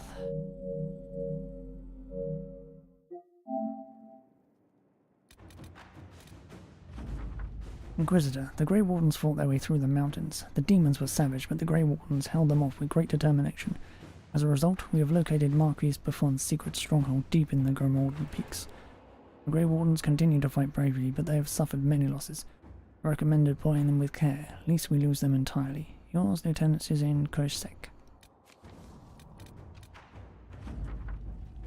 Report has arrived from the site of the suspected Venatori enclave. It is nonsensical given accepted historical record. Located Venatorian enclave. Fires on approach. Assume they torched their camp while retreating. Not the case. Camp already destroyed. Venatori dead. Dwarven tools found, but no dwarves, alive or dead. One deep stalker corpse found. Signs of blight corruption. Best guess, Venatori surprised by force emerging from the camp. Camp well. Assume they left the same way. Well collapsed. No passage possible. Enclave scoured for resources for return to Skyhold. On return to Inquisition camp, message found next to newly opened sinkhole. We always come for our own. What about you, Inquisition? Vinthos, Workham, Kal Sharok. Or Helm.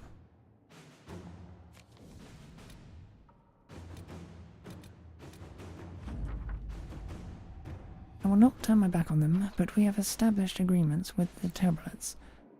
Their initial hatred of the Inquisition was a device, and they are willing to have us in their favor. Josephine.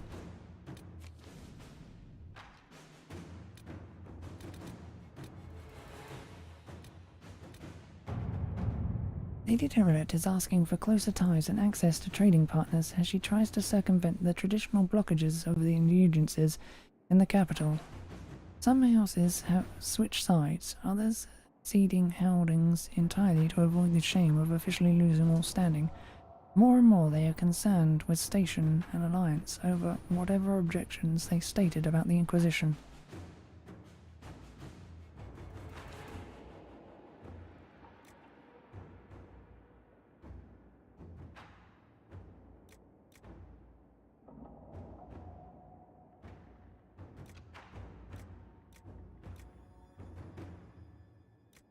Inquisitor.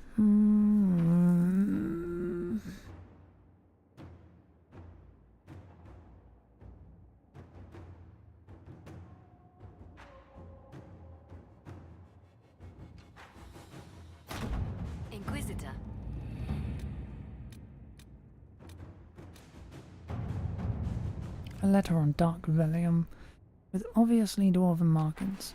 A hole in the surface's precious sky, not a concern. But the thing that did it, if this Magister shit really brought the blight and the darkspawn, we're no friend of that. Follow these instructions and you'll catch your enemies sleeping. Tell your soldiers not to leave the main tunnel. That's your only warning. Vinthus Warhelm Kalsharok. The letter ends with a map through a cave system and the number of troops that can pass.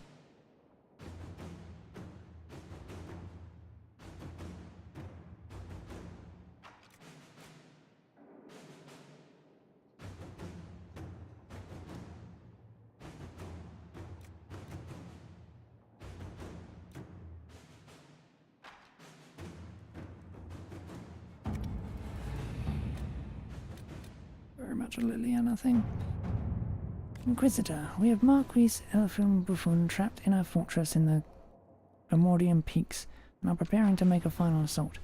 While we might earlier have ignored her transgressions in light of the greater threat to the world, it is good that we did not. Marquis Buffon's crimes go well beyond smuggling or illegal mining, and she has an ally in Lady Jeanette Legasp, who has come with Venatori mages to defend the Marquis. The wardens have concerns about the Venatori using blood magic or their ties to Corypheus to influence their minds, but are prepared to follow your orders. We cannot delay for long, as demons in the mountains continue to harass our flanks. Please send your orders. Yours, Lieutenant Suzini Bochsek.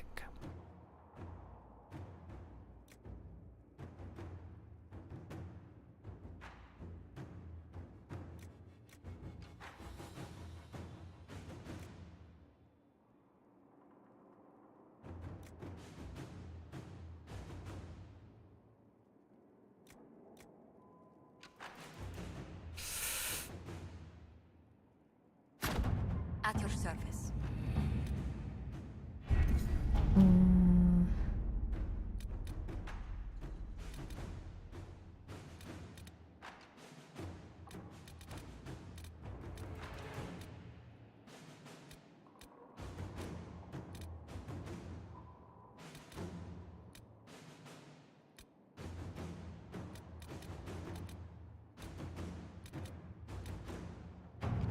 We do this? A letter has arrived, stamped with the seal of Redcliffe.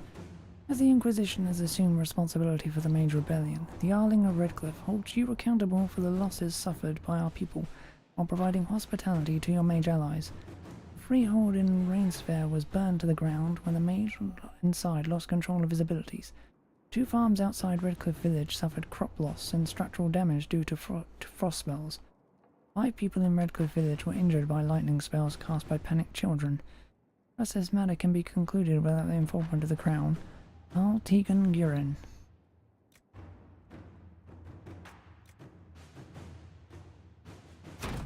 To work?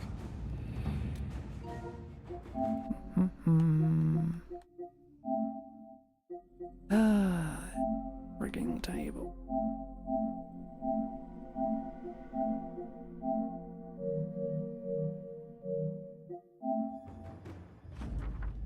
Inquisitor, I'm pleased that we were able to work together for the betterment of the people of Redcliffe.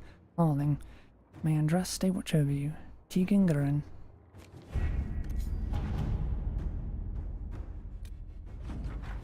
Inquisitor, the fighting was hard, but the Grey Wardens protected us from the demons until Baroness Natalie's siege equipment arrived. We laid siege to the fortress and killed both Marquis Buffon and Lady Legasp with minimal losses on our side.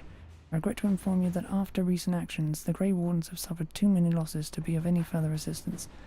The last warriors died fighting for the Inquisition in good faith. I've sent their personal effects to Weishaupt. Lieutenant Suzanne Kochsek.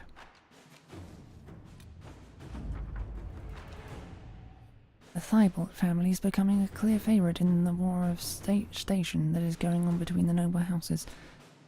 The Borderlands have all but ceased to exist socially, and many are scrabbling for traditional alliances. Lady Eustace Richelieu has emerged as a strong voice at court and is suggesting several arranged marriages to solidify ties, and presumably the standing of a house as arbiter and matchmaker.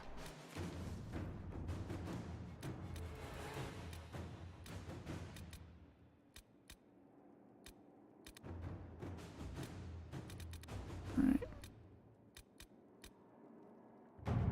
Put help on that, Liliana. Inquisitor.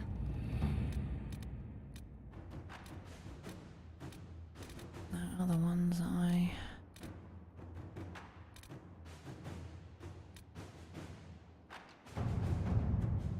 There is a contender to rival the alliance with the Thibulets. Lady Richelieu sent the following letter.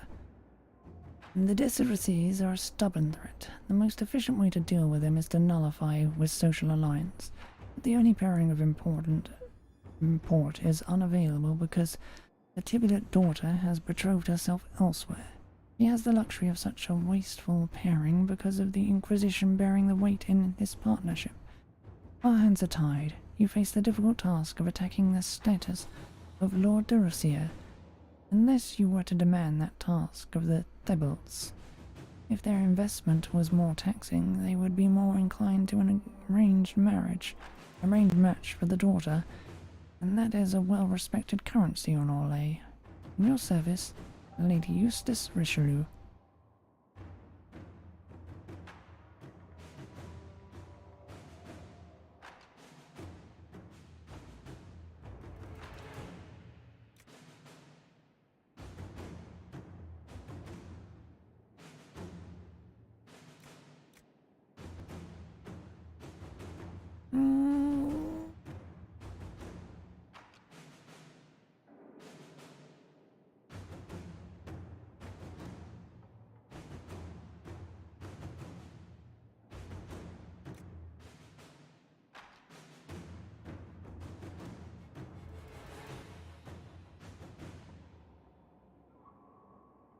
Again, Liliana seems the better choice.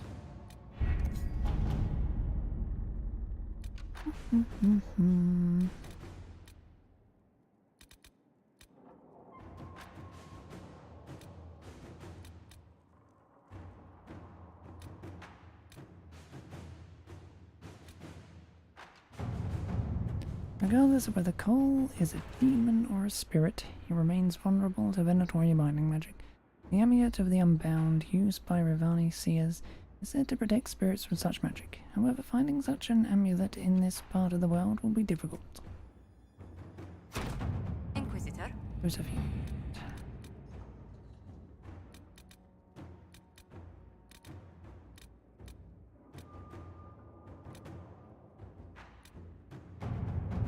Ambassador, I apologize for any unpleasantness that might have arisen from my last correspondence with the Inquisition. My people have been under tremendous strain for too long, even before the destruction of the Conclave, and it has taken its toll on all of the Redcliffe Arming. But that is in the past. Today I write to offer an invitation to the Inquisition.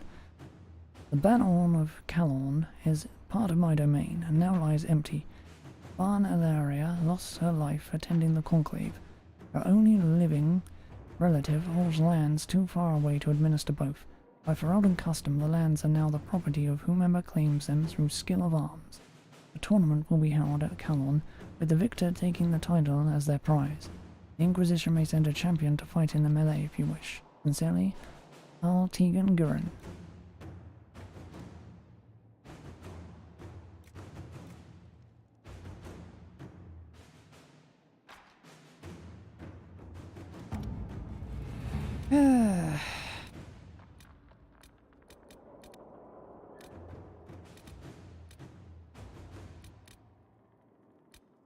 Pain.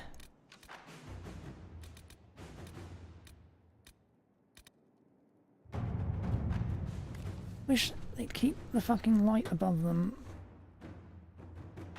A report in Arcanist Agnes' hand. An official request made officially. The Inquisitor has suffered exposure to the tears of the veil and the energy of the Fade. To properly help him endure these forces, I need to understand them. I need samples. I need remnants. I need to see, if it pleases. I request the resources for a grand experiment to peer through the veil, or as far as I can. It's an expensive investment, I know, but it's necessary, and it's only fair. I need to see. I wrote that twice. It's important to me. Arcanist Dagna. Sketch below. Flowers and fire.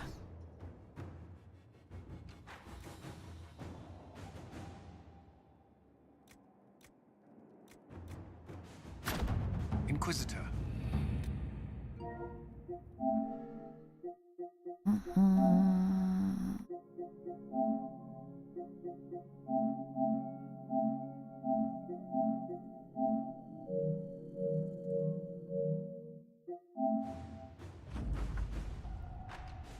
Arcanist Dagna was supplied with the remnants of exposures to the Rift and the Fade, and she has done something. It is perhaps best to contain her efforts to the Undercroft for now.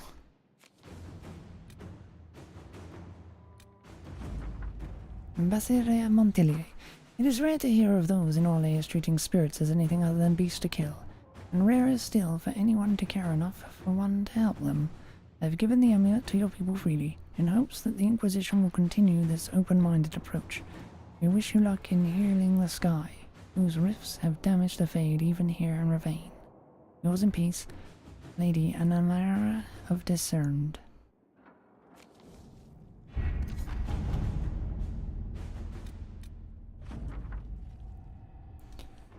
Soldiers report that they passed through the tunnels without incident, and surprised a sizable Venatori encampment. After the battle, they had to find a different route back because the tunnel had been collapsed. They found this letter. Liliana. A letter on dark valium, with obviously dwarven markings. You follow instructions well. Respect of our territories a first step. We shall see. Vinthos, Warhelm, Kel Sharok.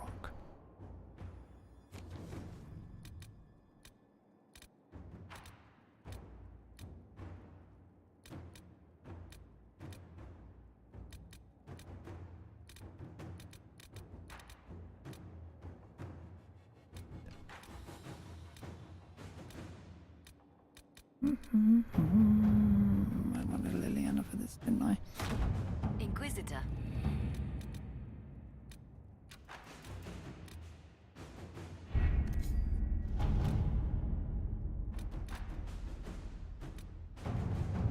I wanted...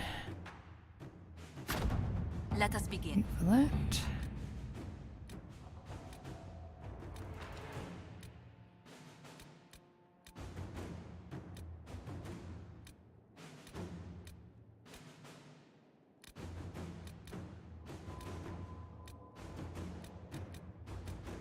That's all.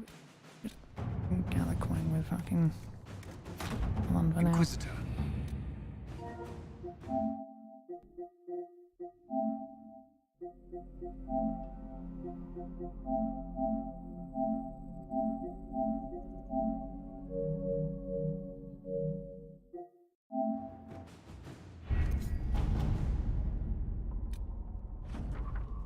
I received word from Lady Eustace Richelieu, who presumes more and more to speak for the Teblets. He is also quick to use us and we. Liliana, Lady Richelieu's letter follows. A bold move, Inquisitor. Lord de Rousseau was mortified, if not mortally so. It is said he cannot bear to show his face, and face is all many of his gentle generation value. I do hope he will do nothing drastic. I also hope that the names behind us remain willing to commit what is necessary to solidify the lines that have been established. We shall see. In your gracious service, Lady Eustace Richelieu.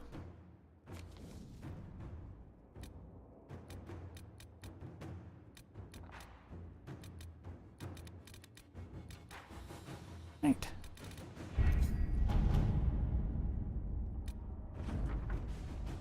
Ambassador, I cannot thank you enough for inviting me to act as the Inquisition's champion at the Grand Melee. You will be glad to hear I did not disgrace you. I placed a respectable 10th, although I did not manage to win us either title or lands. I did secure several trade agreements with the Banon for the Inquisition. I thought that might please you more than a dank castle. Yours, Sir Danor.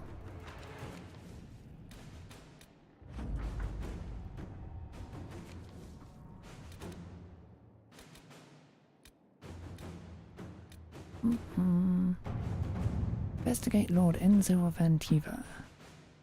A report from Antiva delivered to Liliana. The Venatori are smuggling red lyrium into Antiva, but thus far have evaded our grasp. We believe Lord Enzo of Raitilo is assisting them.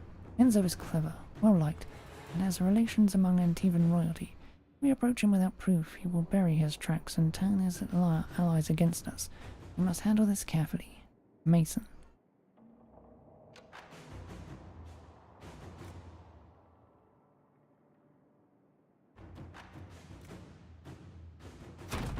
Let's see what we have.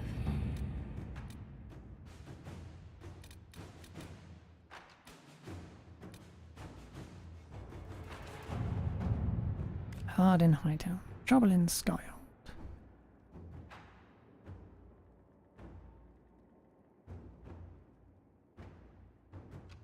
Copies of Hard in Hightown, Hard in Hightown and Hard in Hightown 3, the repuncheoning, sit side by side on the table along with a note.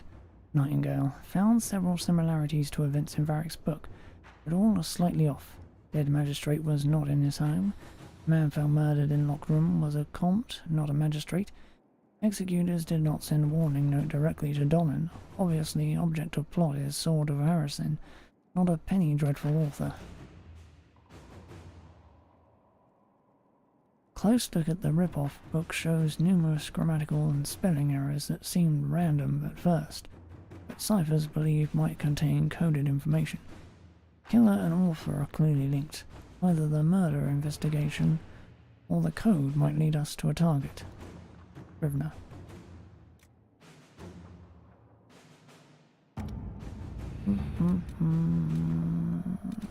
That's like that.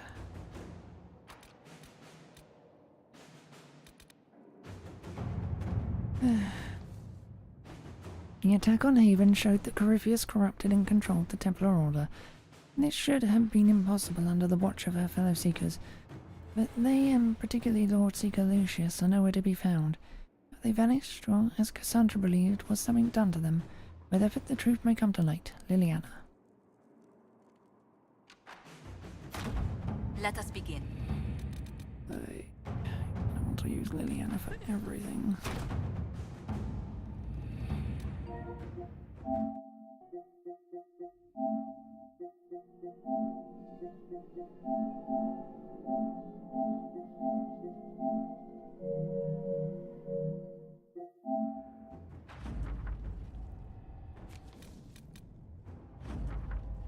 For a time, finding the missing Seeker seemed to be impossible.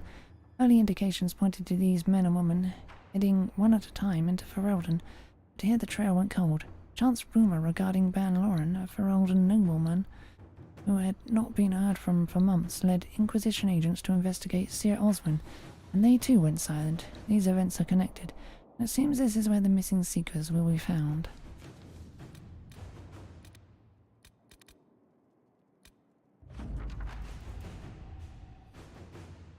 Sister Liliana.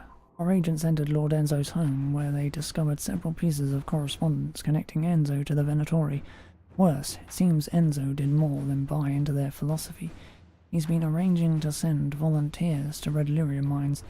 As they took these people from Raito's poorer, more unfortunate residents, you noticed the disappearances. Our agents were prepared to confront Enzo with the evidence, but he failed to return. We have since learned that he hired a ship to Arsenia in the Free Marches. It seems unlikely that Enzo knew of our presence, but something spooked him. Mason. Liliana has written a note below. Have our agents track Lord Enzo to the Free Marches.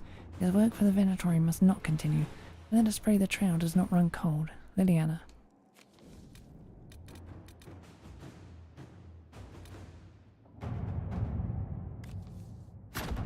Inquisitor.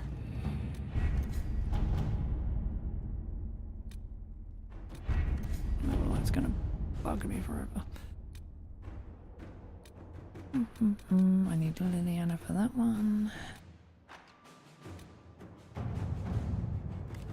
A letter delivered to Skyhold. Sender claims to be a member of the Antivan Crows, an infamous guild of assassins. We encountered your agent in Hercynia. It seems the Inquisition and the Crows share a target. Our employer bears no love for Lord Enzo due to Let's just say it's a personal matter. Of course, I imagine all motivations have more to do with the man's Tevinter friends. You know the Venatori, we know Enzo. Why compete for the man? Lend us your knowledge, and the job will be done far more quickly. You eliminate an enemy, our employer removes a political rival, and we get paid. A happy ending for all involved. Githa.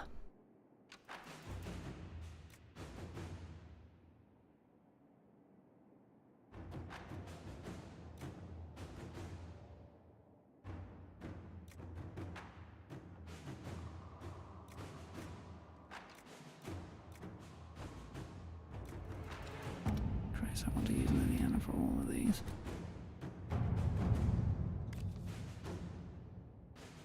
Ambassador Montelier, it has been my pleasure to meet Duke Anton of Wickham and pay my respects on behalf of the Inquisition. There. The Duke is a mostly friendly man, indeed. I dare say he thinks the best of everyone, and has advisors as far away as Tevinter. Duke Anton assures me that he wishes the Inquisition well, and will offer us military support as soon as his city has recovered from a strange disease that has spread through most of the human population. Though the elves in the alienage are thus far unaffected, this illness may explain why bandits were able to operate so close to Wickham with impunity. All the nobles and most of the soldiers have been weakened. Any concerns I have raised, he says, can wait until then. The Duke's Tevinter advisor has indicated an eagerness to make my acquaintance, and it is becoming increasingly difficult to resist such a tempting offer. Yours in haste, Lady Guinevere Volton.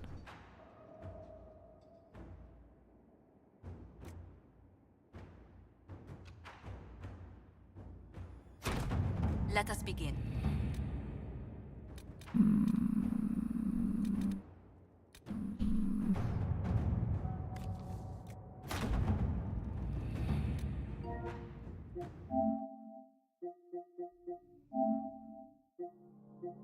God, one of these seem to be...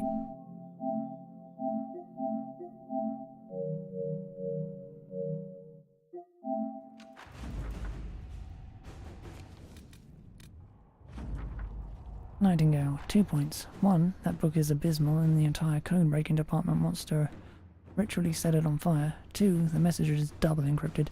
The message in the mistakes is in a merchant guild cipher. We have not yet broken the guild's code. Scrivener.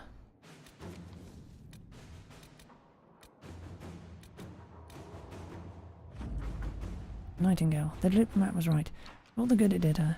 The Tevinter advisor was Venatori, and the illness affecting the humans in the city was evidently due to the Venatori planting red lyrium in the wells used by the humans. Lady Guinevere got this information to me shortly before she was eliminated. I'm attempting to remove myself from the area, but I'm unsure whether I will be successful. The nobles of Wickham have mobilized their forces. They have killed the elves of Wickham's aliens and are marching upon the Dalish as well. Convinced that the red lyrium sickness is actually some sort of elven curse. If I survive, I will be in contact. If not, I urge you to burn all contracts in Wickham. The well is poisoned, literally in this case, Jester. Shit. Okay.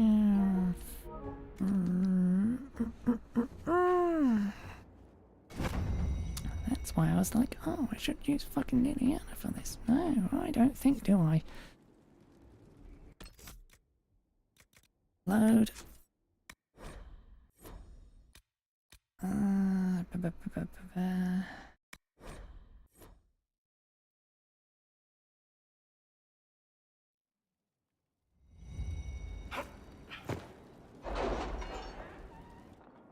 That means I'm gonna have to go for all of them again.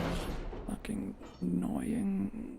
Blasted, low down, dirty. Ugh.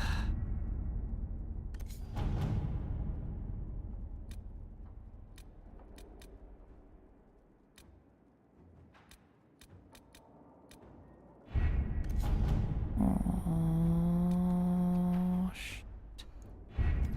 With rifts contained in the area, we can send in smaller groups.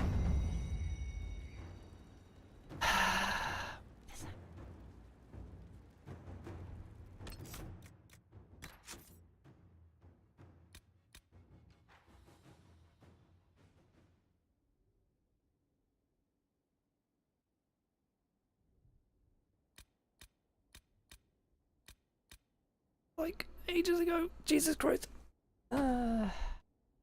Need to run to the toilet anyway, so give me a minute.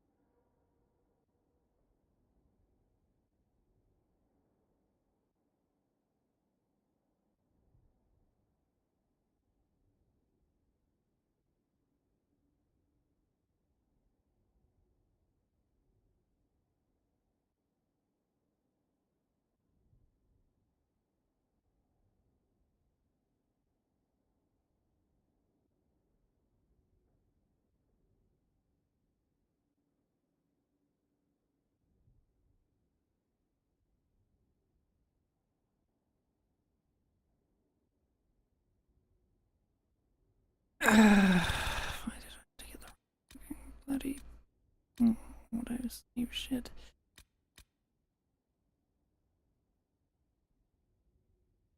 This, like...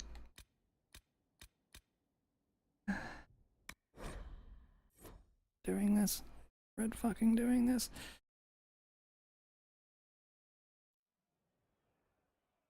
Oh my good. Oof.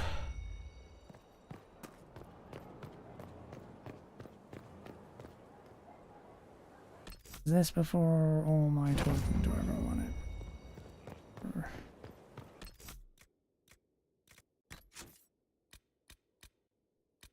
I think it is, isn't it? Ugh.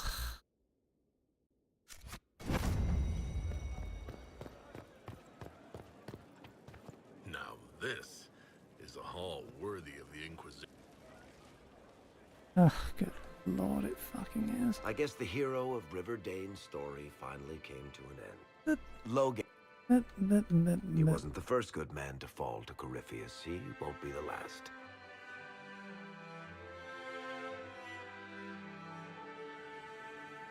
Okay. Sorry, I really need to write some letters. Another time. I'm going to go over everything I've done the last fucking hour or so again. So I may as well end here. Subjugate myself to all this shit just because the stupid fucking table missions.